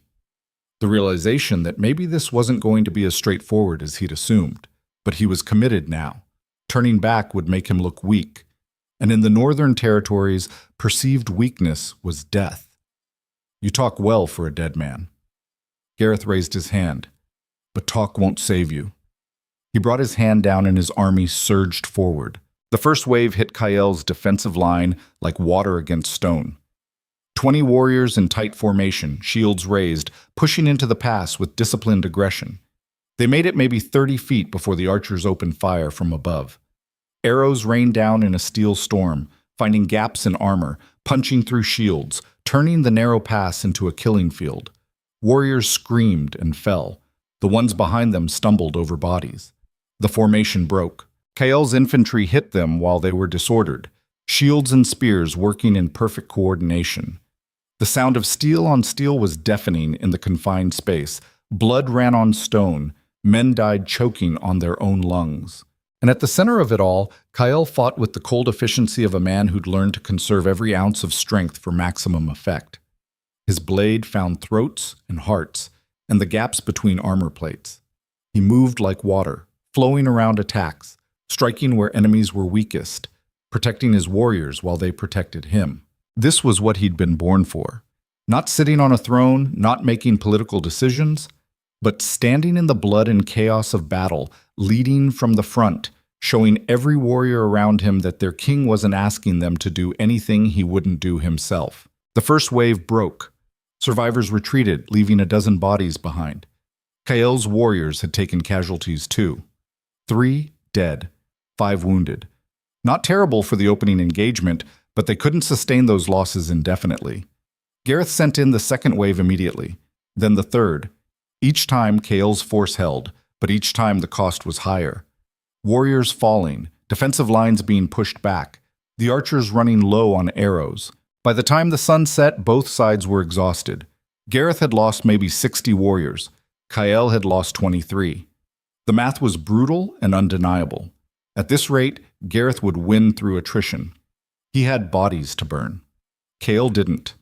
They pulled back for the night, both armies making camp within sight of each other. Kael walked among his warriors, checking wounds, offering words of encouragement, trying not to show how much his own body was screaming at him. His chest wound had reopened during the fighting, blood soaked through his bandages, warm and sticky. But he couldn't show weakness, couldn't let his warriors see their king faltering. Marcus found him behind the medical tent, leaning against stone while a healer stitched his chest closed again. His oldest friend's face was grim. "We can't hold tomorrow. Not if he sends everything at once." Marcus kept his voice low. "We've done well, but the numbers are against us. We need to consider falling back to the keep." Kael's jaw tightened. "We fall back. We lose the psychological advantage. Every alpha in the territories will see us retreating. We'll see Gareth pushing us back. And then it's just a matter of time before others join him. So what's the alternative? Die gloriously while achieving nothing? No." Kael met his friend's eyes. "Die buying time for something they're not expecting." Marcus stared at him. "What did you do?" Kael smiled, tired and grim. 3 days ago, I sent a message to Reyna, reminded her that Gareth's territories border hers, that if he takes Blackfang, she's next. And I asked her what price she'd put on a chance to prevent that. Marcus's eyes widened. Should be hitting Gareth's southern borders right about now. Kael let the healer tie off the last stitch. While his entire army is up here, his home territory is basically undefended. Reyna can take whatever she wants. And when news reaches Gareth that his kingdom is being carved up while he's busy playing conqueror up north, he'll have a choice. Keep pushing through us and lose everything, or retreat and save what he can. That's vicious. Marcus shook his head slowly. And brilliant, but it means we have to hold until that news reaches him. That could be another full day of fighting. Then we hold. Kael pushed himself upright, ignoring the way his vision swam. We've held this long. We can hold one more day. But he wasn't sure. Wasn't sure his body could take another day of that brutal, grinding combat. Wasn't sure his warriors could maintain their positions against fresh waves of enemies. Wasn't sure the math would work out in his favor, even with Reyna's surprise attack. Sometimes being king meant projecting certainty you didn't feel.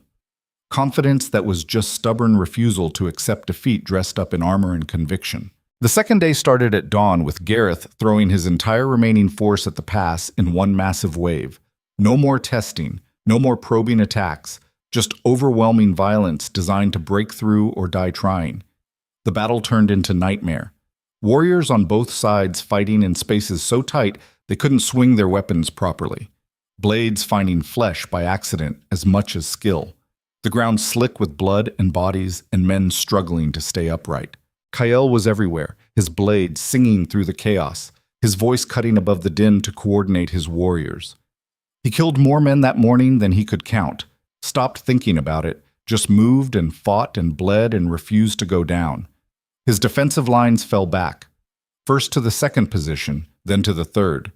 His warriors were dying, good people, loyal people, falling in blood while Gareth's forces kept coming like an unstoppable tide.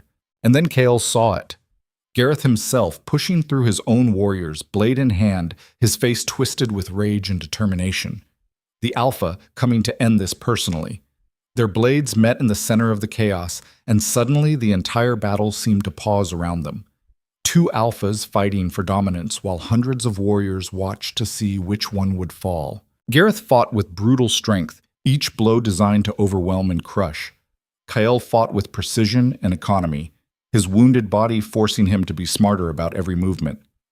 "You should have stayed dead in the snow," Gareth snarled between strikes. "Should have let Riker finish what he started. But I didn't." Kael blocked a vicious overhead strike. "And that's your problem.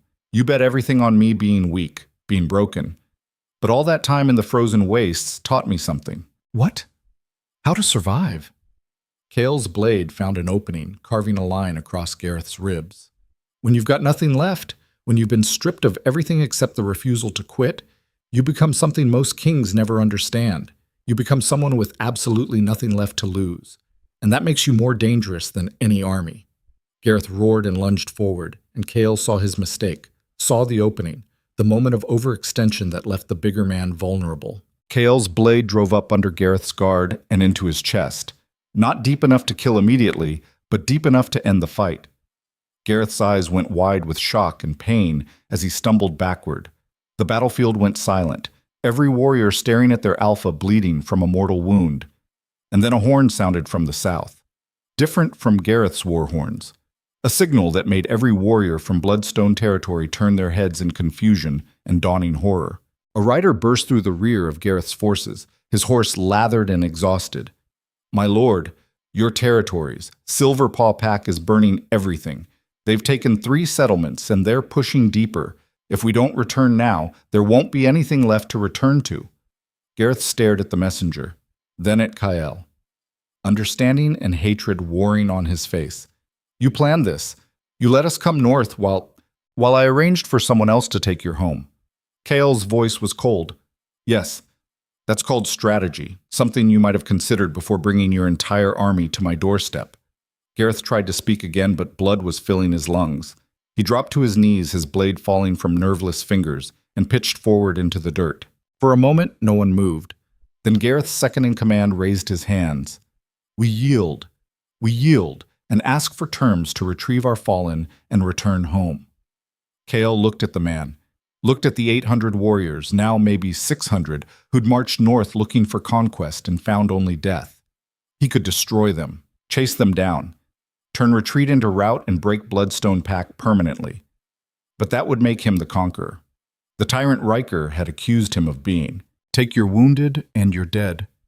Kael's voice carried across the battlefield. "Return home. And remember that mercy is a choice I made, not a weakness you can exploit. Next time someone comes north looking for my throne, I won't be so generous." The Bloodstone warriors didn't need to be told twice. They gathered their fallen and retreated, moving with the desperate speed of men who'd just been given their lives back unexpectedly. Kael watched them go, swaying slightly on his feet. His chest was on fire. His vision kept graying at the edges, blood loss and exhaustion catching up to him now that the adrenaline was fading. Marcus caught him before he fell. "My lord, you need a healer." "Later." Kyle forced himself upright. "First I need to count our dead, need to honor the warriors who held this line." 48.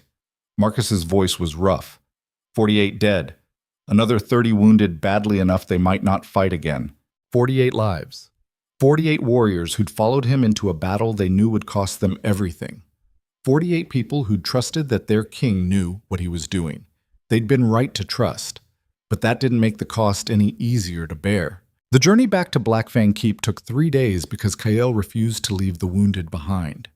They moved slowly, carefully, while scouts ranged ahead to make sure no other armies were waiting to hit them while they were vulnerable.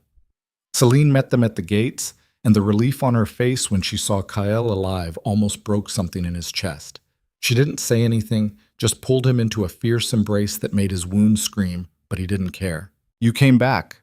Her voice was muffled against his shoulder. "Told you I would. You're bleeding through your armor.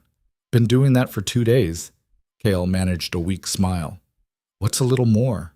She pulled back to glare at him. "You're impossible, and you're stuck with me." They stood there in the courtyard while the surviving warriors filed past, exhausted and bloody, but alive. The kingdom had survived, had proven it still had strength, had sent a message to every alpha in the northern territories that Blackfang was not a target, was not weak, was not ready to fall. But that night, alone in his chambers while healers worked on closing wounds that had reopened during the battle, Kael finally let himself feel it. The weight of command, the burden of every decision that had led to 48 warriors dying in a narrow pass defending land that would outlive them all. This was what it meant to be king. Not glory, not power, but carrying the weight of every life spent in service of something larger than any individual, and living with the knowledge that tomorrow you'd have to make the same choices again. Celine sat beside him, her hand in his, while the moon rose outside his window. They didn't speak, didn't need to. They'd both survived another day, had both walked through fire again and emerged scarred but standing. The knock on the door came just as Kael was drifting toward sleep. Marcus entered, his face grim in the candlelight. "My lord, we have a problem. Of course we do." Kael forced himself upright despite every muscle protesting. "What now?" "It's Thorn." Marcus handed over a message scroll.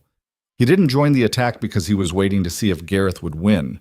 Now that Gareth's dead and his pack is in chaos, Thorn's mobilizing, and he's bringing twice as many warriors as Gareth did. The words settled into Kael's chest like stones. One battle won, another immediately behind it. This was how empires fell, not in one catastrophic defeat, but in 1,000 small cuts that eventually bled out even the strongest kingdom. "When?" Kael asked quietly. 5 days? Maybe a week. Thorn's moving slowly, gathering allies, building a coalition. He learned from Gareth's mistake. He's not coming to test our strength. He's coming to end us. Kael looked at Celine, saw the fear in her eyes, the understanding that this time there might not be a clever strategy to save them. That sometimes you fought and bled and sacrificed and still lost because the math was just too brutal. But when he spoke, his voice was steady. "Then we have 5 days to prepare. 5 days to make sure when Thorn arrives, he finds something worse than anything he's imagining. My lord, we lost 48 warriors in the pass. We can't sustain—" Marcus started. "I know." Kael cut him off gently. "I know what we've lost. I know what we're facing. But I also know that if we surrender, if we run, if we show any weakness at all, every pack in the territories will see it as permission to take what they want. So we stand. Again. And we make them pay for every inch." Marcus nodded slowly. "Then we'd better start fortifying, because when Thorn comes, he's coming to finish what Gareth started." After Marcus left, Celine finally spoke, her voice small in the darkness. "Can we win this?" Kael was silent for a long moment. Then he answered honestly, "I don't know. But we're going to fight like we can, because that's all we have left." Outside, the moon continued its arc across the sky. And in the southern territories, Alpha Thorn's army prepared to march north. An overwhelming force, a tide of violence designed to wash away everything Kael had built, and fought to preserve. 5 days until it arrived. 5 days to find a miracle or accept that sometimes you did everything right and still lost. 5 days until the real war began. 5 days felt like 5 minutes and 5 years all at once. Kyle spent the first day on the walls of Blackfang Keep, watching the horizon and counting the cost of what was coming. His body was still healing from the battle at the narrow pass, wounds reopening every time he pushed too hard. But there was no time to rest. Not when Alpha Thorn was gathering an army that would make Gareth's force look like a scouting party. 1,600 warriors. That's what the scouts reported. 1,600 against Kyle's remaining 250. The math was obscene, suicidal. And yet there was nowhere to run, no safe haven. The Northern Territories operated on a brutal logic where weakness invited annihilation, and the only way to survive was to make yourself too costly to destroy. Celine found him at sunset, standing alone on the battlements. She didn't speak at first, just stood beside him watching the light fade from the sky.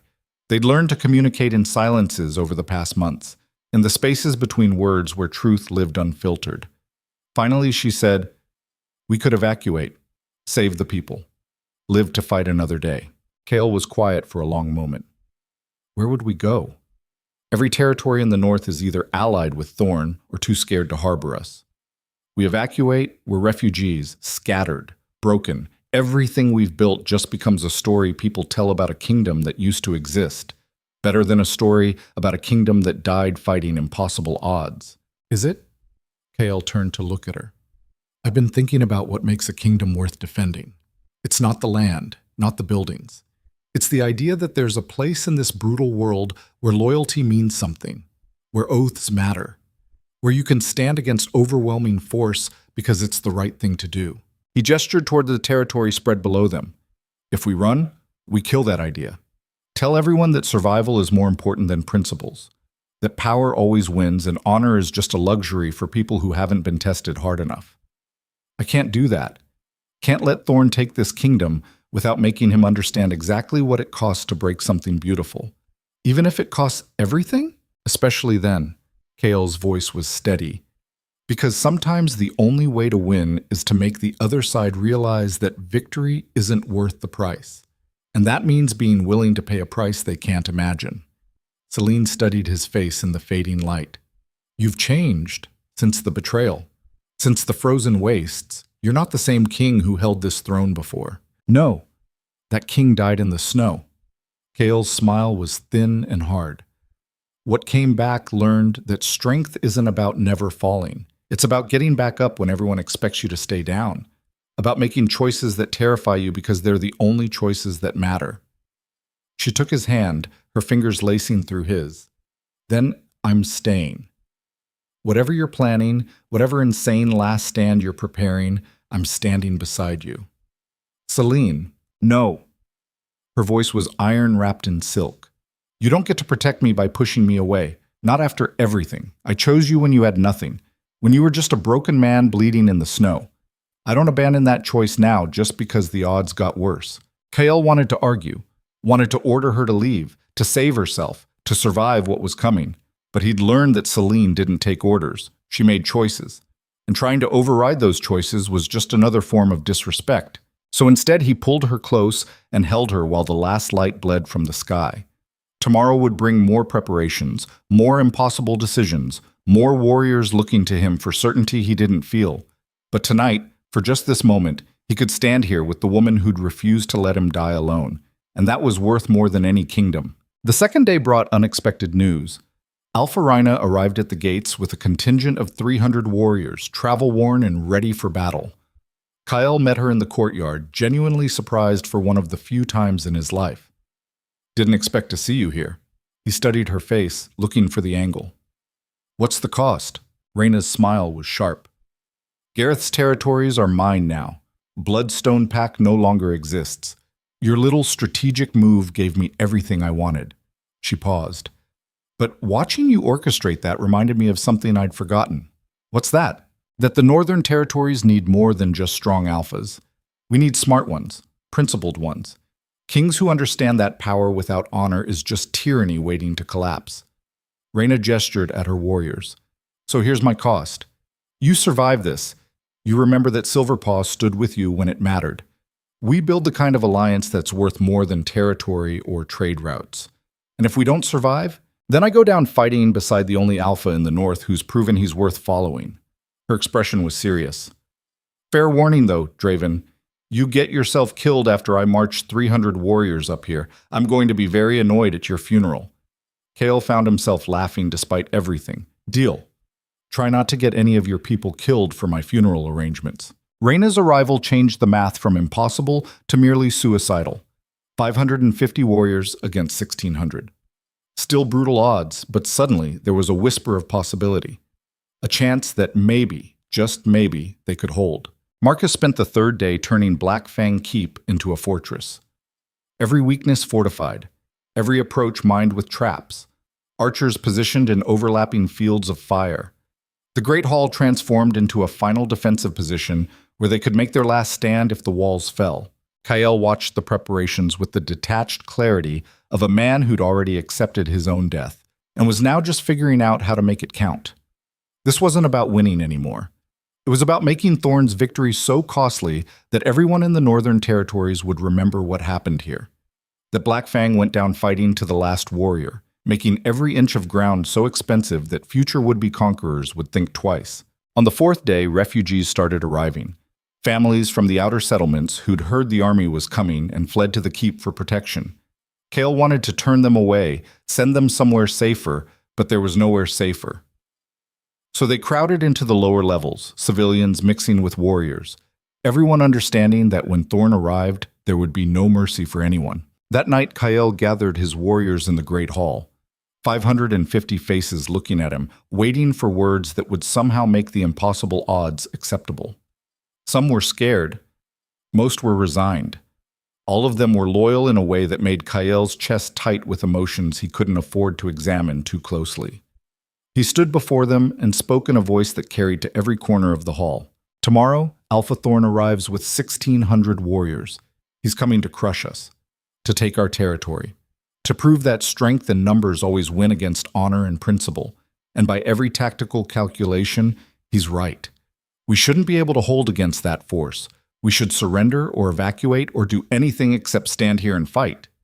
He paused, letting the reality sink in. But we're going to stand anyway.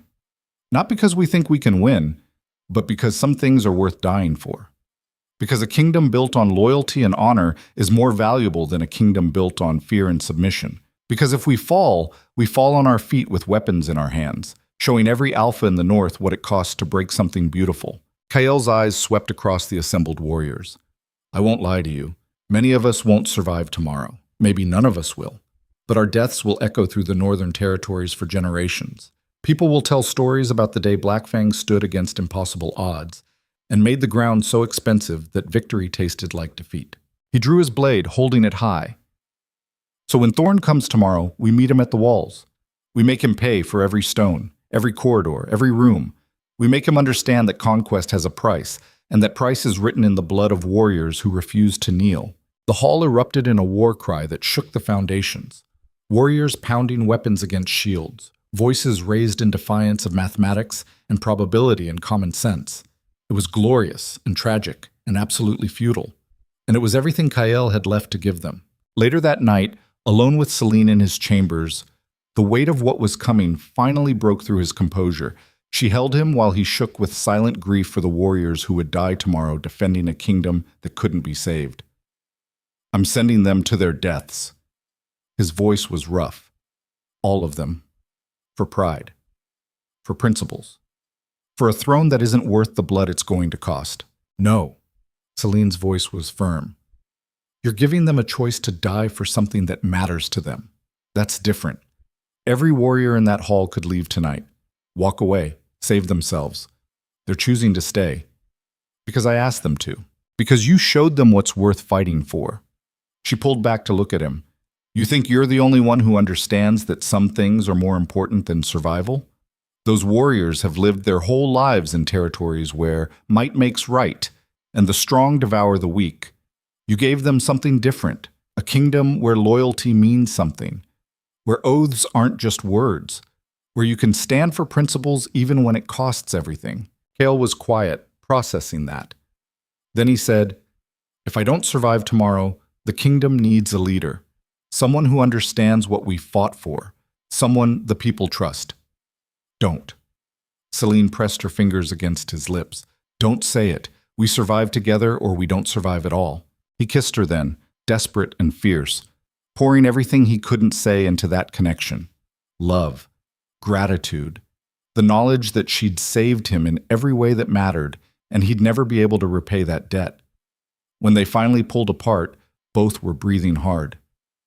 "Thank you." Cale's voice was barely a whisper. "For finding me. For refusing to give up. For standing in the fire when everyone else walked away." Celine smiled, sad and certain. Where else would I be? The fifth day dawned cold and clear. Perfect weather for a battle. Kael stood on the walls watching Thorn's army approach, an endless tide of warriors and siege equipment stretching back to the horizon. 1,600, maybe more. An overwhelming force designed to crush any resistance. Beside him, Marcus and Reyna watched in grim silence. Selene stood at his other side, armed and armored, ready to fight. Behind them, 550 warriors manned the walls, prepared to sell their lives as expensively as possible. Alpha Thorn himself rode at the front, a massive man on a massive horse, radiating confidence and power.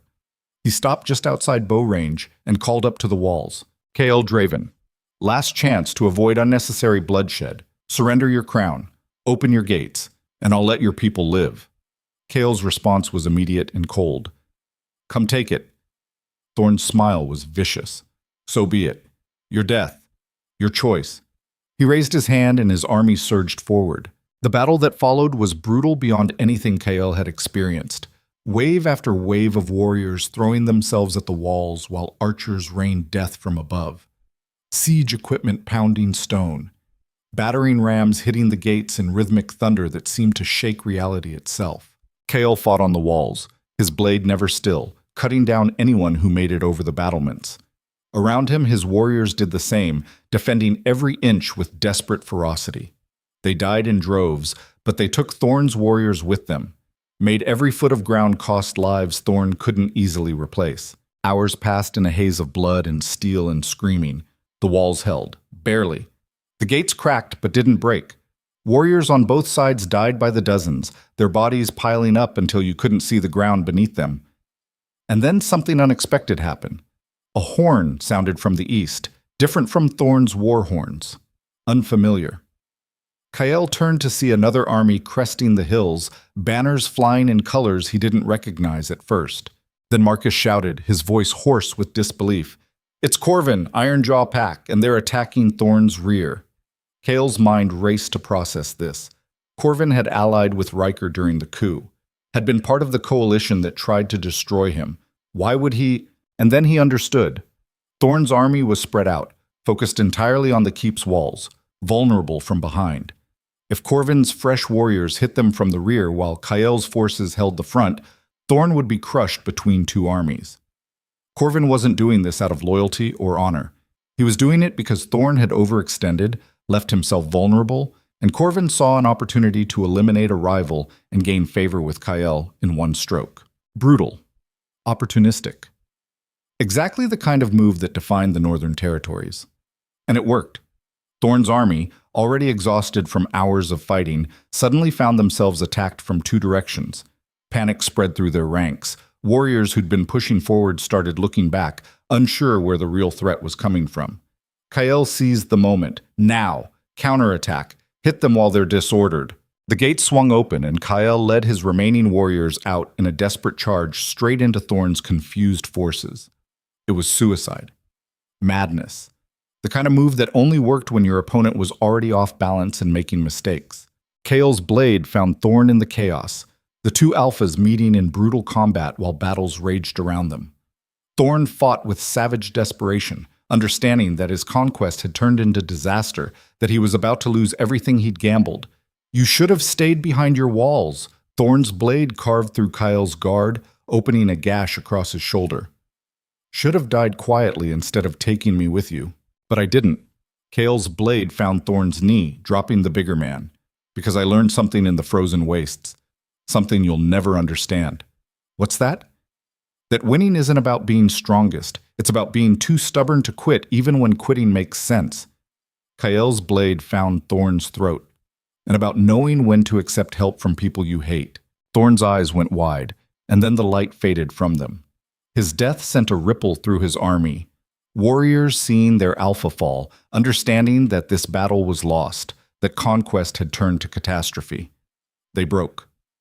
1,600 warriors, or what remained of them, fleeing south in disordered rout, while Kael's forces and Corvin's fresh army pursued just long enough to ensure they kept running. When the sun finally set on the battlefield, the cost became clear. Of Kael's 550 warriors, less than 200 survived. The walls of Blackfang Keep were shattered in places. The gates hung from broken hinges. Bodies covered the ground in numbers that would haunt Kael's dreams for the rest of his life. But they'd held. Against impossible odds, through desperate battle and unexpected alliance, they'd held. Kael stood in the ruins of his courtyard, covered in blood and ash, and felt nothing but hollow exhaustion. Victory felt like defeat. Survival felt like grief. He'd saved the kingdom by sacrificing warriors who'd trusted him with their lives. Alpha Corvin approached, wiping blood from his blade. "Well fought, Draven. You held longer than I expected. Gave me the opening I needed." Kael studied the man who'd once allied with his brother to overthrow him. "Why help? Why risk your warriors?" "Because Thorn was growing too powerful.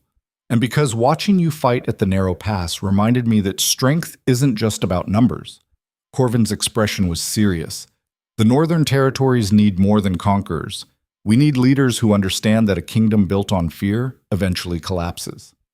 You proved that today." He extended his hand. "The past is past. Riker's gone. Thorn's dead. What matters now is rebuilding. And I'd rather build alongside an alpha I can respect than keep fighting wars that weaken all of us." Kael looked at the offered hand for a long moment.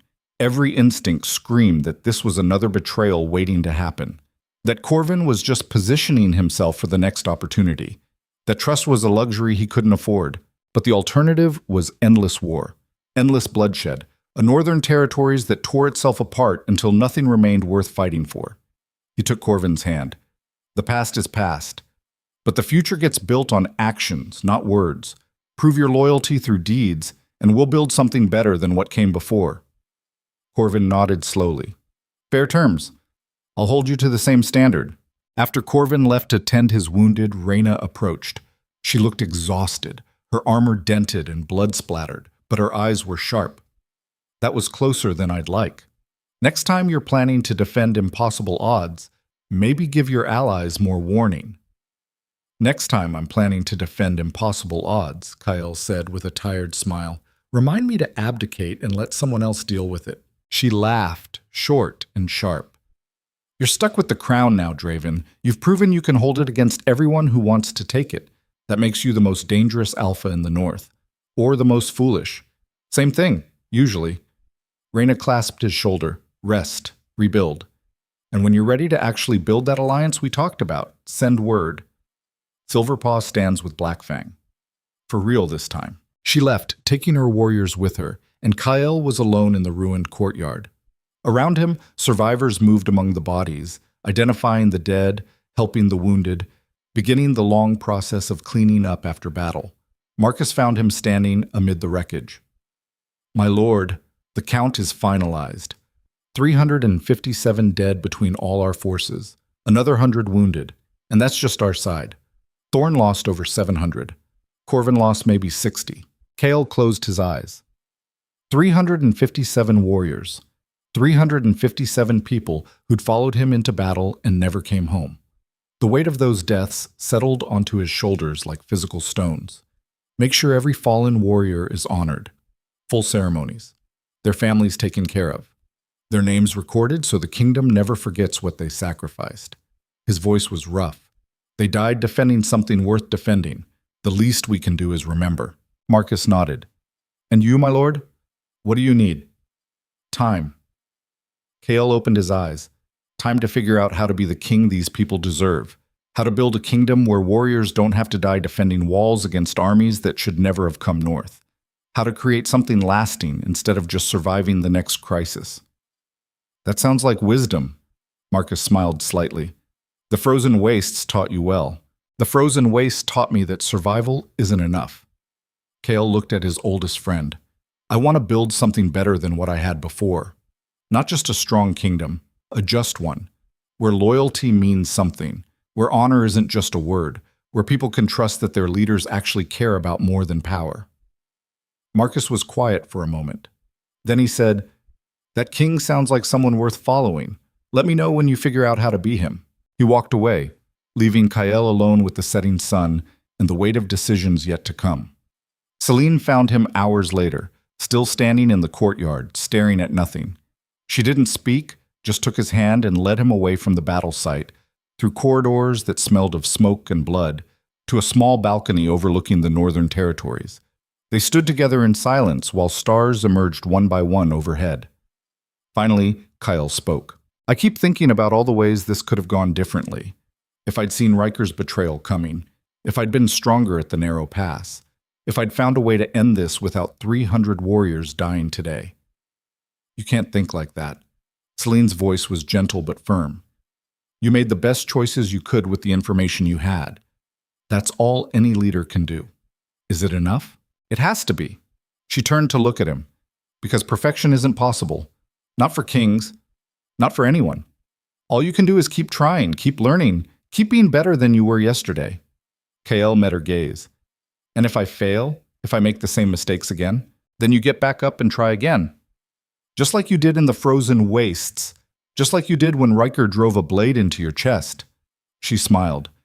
"That's what makes you dangerous, Kael. Not your strength or your strategy, your refusal to stay down when everyone expects you to quit." He pulled her close, holding her like she was the only solid thing in a world that kept shifting beneath his feet. "Thank you for everything, for finding me, for standing with me, for refusing to let me die or give up or become the monster everyone expected. Someone had to stand in the fire with you." Her voice was muffled against his chest. "Told you that from the beginning, and you meant it, every word." They stood there as night deepened, two people who'd survived impossible odds and come out the other side scarred, but standing. Below them, the kingdom slowly began to heal. Warriors tending wounds, civilians emerging from shelters, the work of rebuilding already starting even while bodies were still being counted. A week later, the kingdom gathered for a ceremony unlike any the Northern Territories had ever seen. Not a coronation, not a victory celebration, a remembrance. 357 names were carved into stone in the courtyard where they'd fallen. Every warrior who'd died defending the keep, honored permanently, their sacrifice recorded for future generations.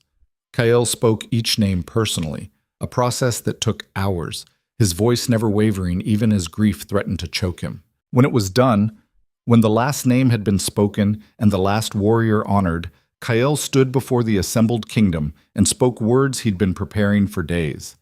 These warriors died defending more than land or buildings. They died defending the idea that a kingdom can be built on something other than fear and conquest. That loyalty and honor mean something, that some principles are worth bleeding for. He paused, letting his words echo across the silent crowd. "I failed them by letting things get to the point where such sacrifice was necessary. Failed them by not seeing threats coming. Failed them by not being the king they deserved. Those failures are mine to carry, mine to learn from, mine to make sure never happen again." Kael's voice grew stronger.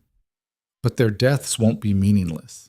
Because I'm making a promise here before every witness in this kingdom, that I will build a territory where warriors don't have to die defending walls, where alphas don't spend their time plotting conquest, where we're stronger together than we ever could be apart." He looked around at the assembled alphas who'd come to pay respects. Reyna, Corvin, others from smaller packs, the entire Northern Territories represented. "I'm proposing a council. All alphas, equal votes, binding agreements. We settle disputes through negotiation instead of war. We build trade instead of burning each other's territories. We create something lasting instead of just surviving the next crisis." The crowd was silent, processing this radical proposal. Then Reyna stepped forward. "Silverpaw agrees.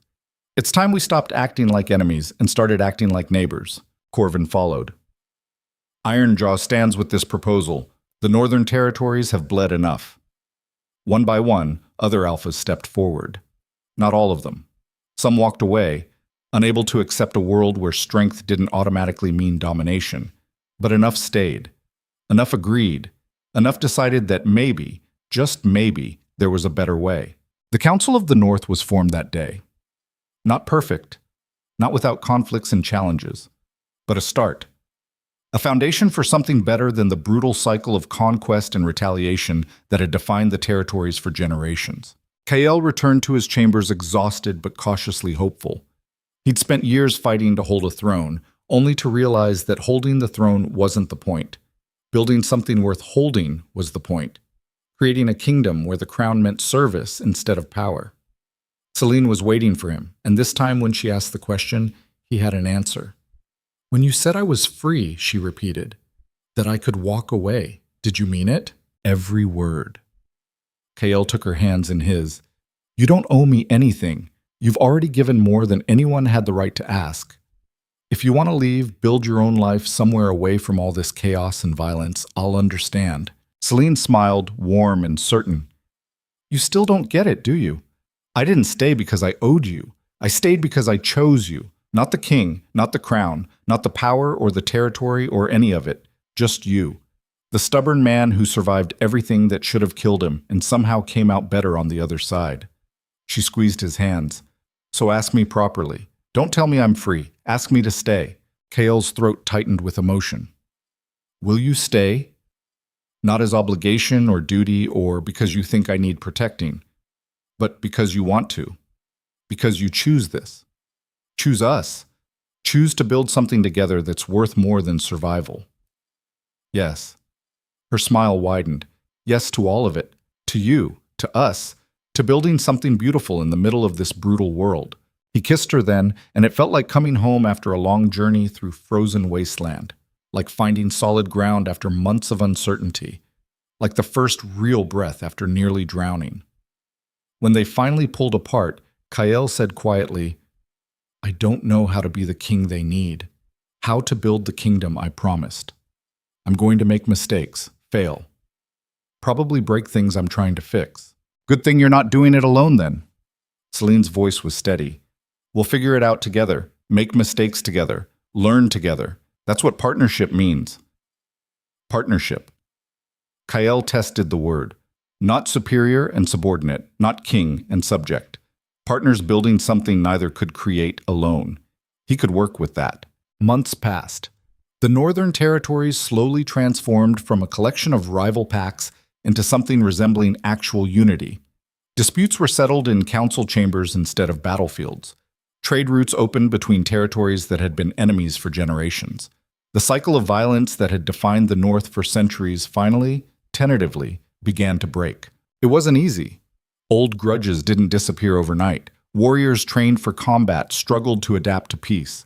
Alphas who'd spent their lives conquering had to learn cooperation. But it was possible.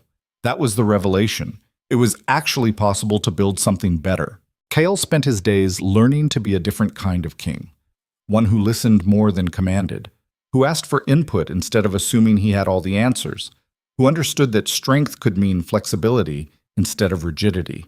The warrior who'd ruled through fear and force had died in the frozen wastes. What came back was something more complex, more human. A leader who understood that power meant nothing without purpose. That a crown was worthless if the kingdom it governed wasn't worth the weight it represented. One evening, a year after the battle that nearly destroyed everything, Kael stood on the same balcony where he'd so often contemplated impossible choices. Celine joined him, her hand finding his automatically, a gesture so natural now neither thought about it. Below them, Black Fang Keep glowed with torchlight and life. The walls had been rebuilt, stronger than before. The courtyard where so many had died was now a garden surrounding the memorial stone, a place of beauty growing from tragedy. "Do you ever regret it?" Celine asked quietly. "The choices you made, the price you paid." Kael was quiet for a long moment, considering the question honestly. "Every day. I regret every warrior who died, every drop of blood spilled, every moment of pain the kingdom went through because I wasn't strong enough or smart enough to find a better way." He turned to look at her. but I don't regret fighting. Don't regret refusing to surrender or quit or become the monster people expected. Don't regret building something better from the ashes of what was destroyed. The cost was brutal, but the alternative was worse. Which was giving up. Accepting that might makes right, and the strong should devour the weak, and kingdoms exist only to conquer. He gestured at the territory spread below them. This isn't perfect, but it's better than what came before. That's worth the scars. Celine leaned against him. You've changed. The man I found in that hunting cabin, broken and consumed by revenge. He's gone. Dead. Cale's voice was certain. That man died when he realized revenge was just another form of poison. What survived learned that the only way to heal from betrayal is to build something so beautiful that the betrayal becomes just a chapter in a larger story. Poetic for a warrior king. I had a good teacher. He squeezed her hand. Someone who refused to let me burn alone. Who stood in the fire with me and showed me that survival was just the beginning, that what you do after surviving is what actually defines you. They stood in comfortable silence, watching stars emerge overhead. The same stars that had watched empires rise and fall, warriors fight and die, kingdoms bloom and wither. The same stars that would still be there long after Kael and Celine were dust and legend. But for now, in this moment, they were alive, together, building something that might outlast them if they were careful and lucky and wise enough to learn from their mistakes. Far to the north, in the frozen wastes beyond the borders, a figure moved through the snow. Riker Draven, once a prince, once a king, now nothing but an exile surviving on the edge of death. He'd made it through the winter, barely, learned to hunt and trap and build shelter. The man who'd craved power above all else had been stripped down to nothing but the will to survive one more day. And in that stripping away, in that brutal reduction to basics, something had changed. The ambition had burned away. The hunger for conquest had frozen to death. What remained was just a man trying to understand how he'd become a monster. He would never return to the kingdom, never reclaim his name or title. That part of his life was over, ended the moment he'd driven a blade into his brother's chest. But maybe, out here in the wasteland, he could learn to be something other than the villain of his own story. Maybe redemption was possible even for kinslayers, if they were willing to pay the price in solitude and suffering and slow, painful growth. Or maybe he was just telling himself comforting lies while he froze to death alone. Either way, it was a journey he'd walk alone. Back in Blackfang Keep, Kael knew nothing of his brother's survival or struggles. Riker was a closed chapter, a wound that had scarred over. What mattered now was the kingdom spread before him, the woman beside him, and the future they were building one difficult choice at a time. The crown still weighed heavy. Leadership still demanded sacrifices. The northern territories still tested him with new challenges and old grudges. But Kael had learned the most important lesson the frozen wastes had to teach. That falling wasn't failure. Staying down was failure. And as long as you kept getting back up, kept learning, kept trying to be better than you were yesterday, you had a chance to build something worth the cost. Years later, when historians wrote about this era, they would call it the Age of Unity. The time when the northern territories stopped tearing themselves apart and started building something lasting. They would speak of Alpha King Kael Draven, the fallen king who rose from exile to forge peace from war. But they would also speak of Luna Celine Vane, the woman who'd refused to abandon her king when everyone else walked away. Who'd tracked through frozen wasteland to find him. Who'd stood beside him through battles and betrayals and impossible choices. Because the truth was, neither of them had saved the kingdom alone.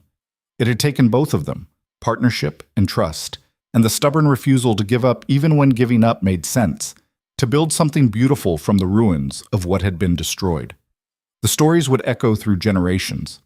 The Luna who chose the fallen king, the king who learned that strength meant more than conquest, the kingdom that survived impossible odds and emerged not just intact, but better. And long after both of them were gone, young warriors would visit the memorial stone in Blackfang Courtyard and read the names carved there. 357 warriors who'd died defending something worth defending, who'd proven that some principles were worth bleeding for, who'd given everything so that future generations could inherit a world where loyalty meant something and honor wasn't just a word. Their sacrifice had purchased something precious. Not victory, not glory, Not even peace, because peace was always temporary in the Northern Territories, but a chance, an opportunity to build something better, to break cycles that had repeated for centuries, to prove that kingdoms could be founded on something other than fear and violence. And that chance, hard-won and blood-purchased, was everything. Kale and Celine stood together on the balcony, watching their kingdoms settle into evening. Tomorrow would bring new challenges, new threats, new impossible decisions. But tonight, they could stand here and appreciate what they'd built together. A kingdom where the crown meant service, where leaders understood that power without purpose was just tyranny, where warriors fought to defend something worth defending rather than to conquer for the sake of conquest. It wasn't perfect, would never be perfect, but it was theirs, built from broken pieces and impossible odds and the refusal to surrender even when surrender made sense. And that was worth every scar, worth every sacrifice, worth every moment of pain and doubt and desperate struggle. Because sometimes the only way to find out what you're truly made of is to be stripped down to nothing and forced to rebuild from the ground up. To lose everything and discover that what remains, that core of stubborn determination and principle and refusal to quit, is stronger than any crown or kingdom or conquest. That's what the frozen wastes had taught Kael. That's what betrayal and exile and near death had burned into his soul. That's what made him the king the Northern Territories needed instead of just another conqueror destined to fall. And standing beside him was the woman who'd understood that lesson before he did, who'd seen past the wounded exile to the man beneath, who'd chosen him not when he was powerful, but when he was nothing. That choice had changed everything, had saved not just a king, but an entire kingdom, had proven that sometimes the strongest thing you can do is refuse to abandon someone when abandoning them would be easier. The stars wheeled overhead in their eternal dance. The wind carried the scent of pine and snow from the mountains. And in Blackfang Keep, the kingdom settled into night, secure in the knowledge that their Alpha King and his Luna stood watch. Not perfect leaders, not infallible rulers, just two people doing their best to honor the sacrifices that had purchased this moment, to build something worth the blood that had been spilled, to prove that falling and rising again was more powerful than never falling at all. The story of the fallen king and the Luna who refused to kneel would echo through the ages, would inspire warriors and leaders and ordinary people facing impossible odds, would remind them that strength wasn't about never breaking. It was about getting back up when breaking should have been the end. And that message, carried forward through generations, would be Kael and Celine's true legacy. Not the battles won or the kingdom built, but the proof that you could survive betrayal and exile and near death and emerge not just intact but better. That redemption was possible for those willing to pay its price. That love could survive when tested by fire. That loyalty meant more than convenience or advantage. That some things were worth fighting for even when the odds said fighting was suicide.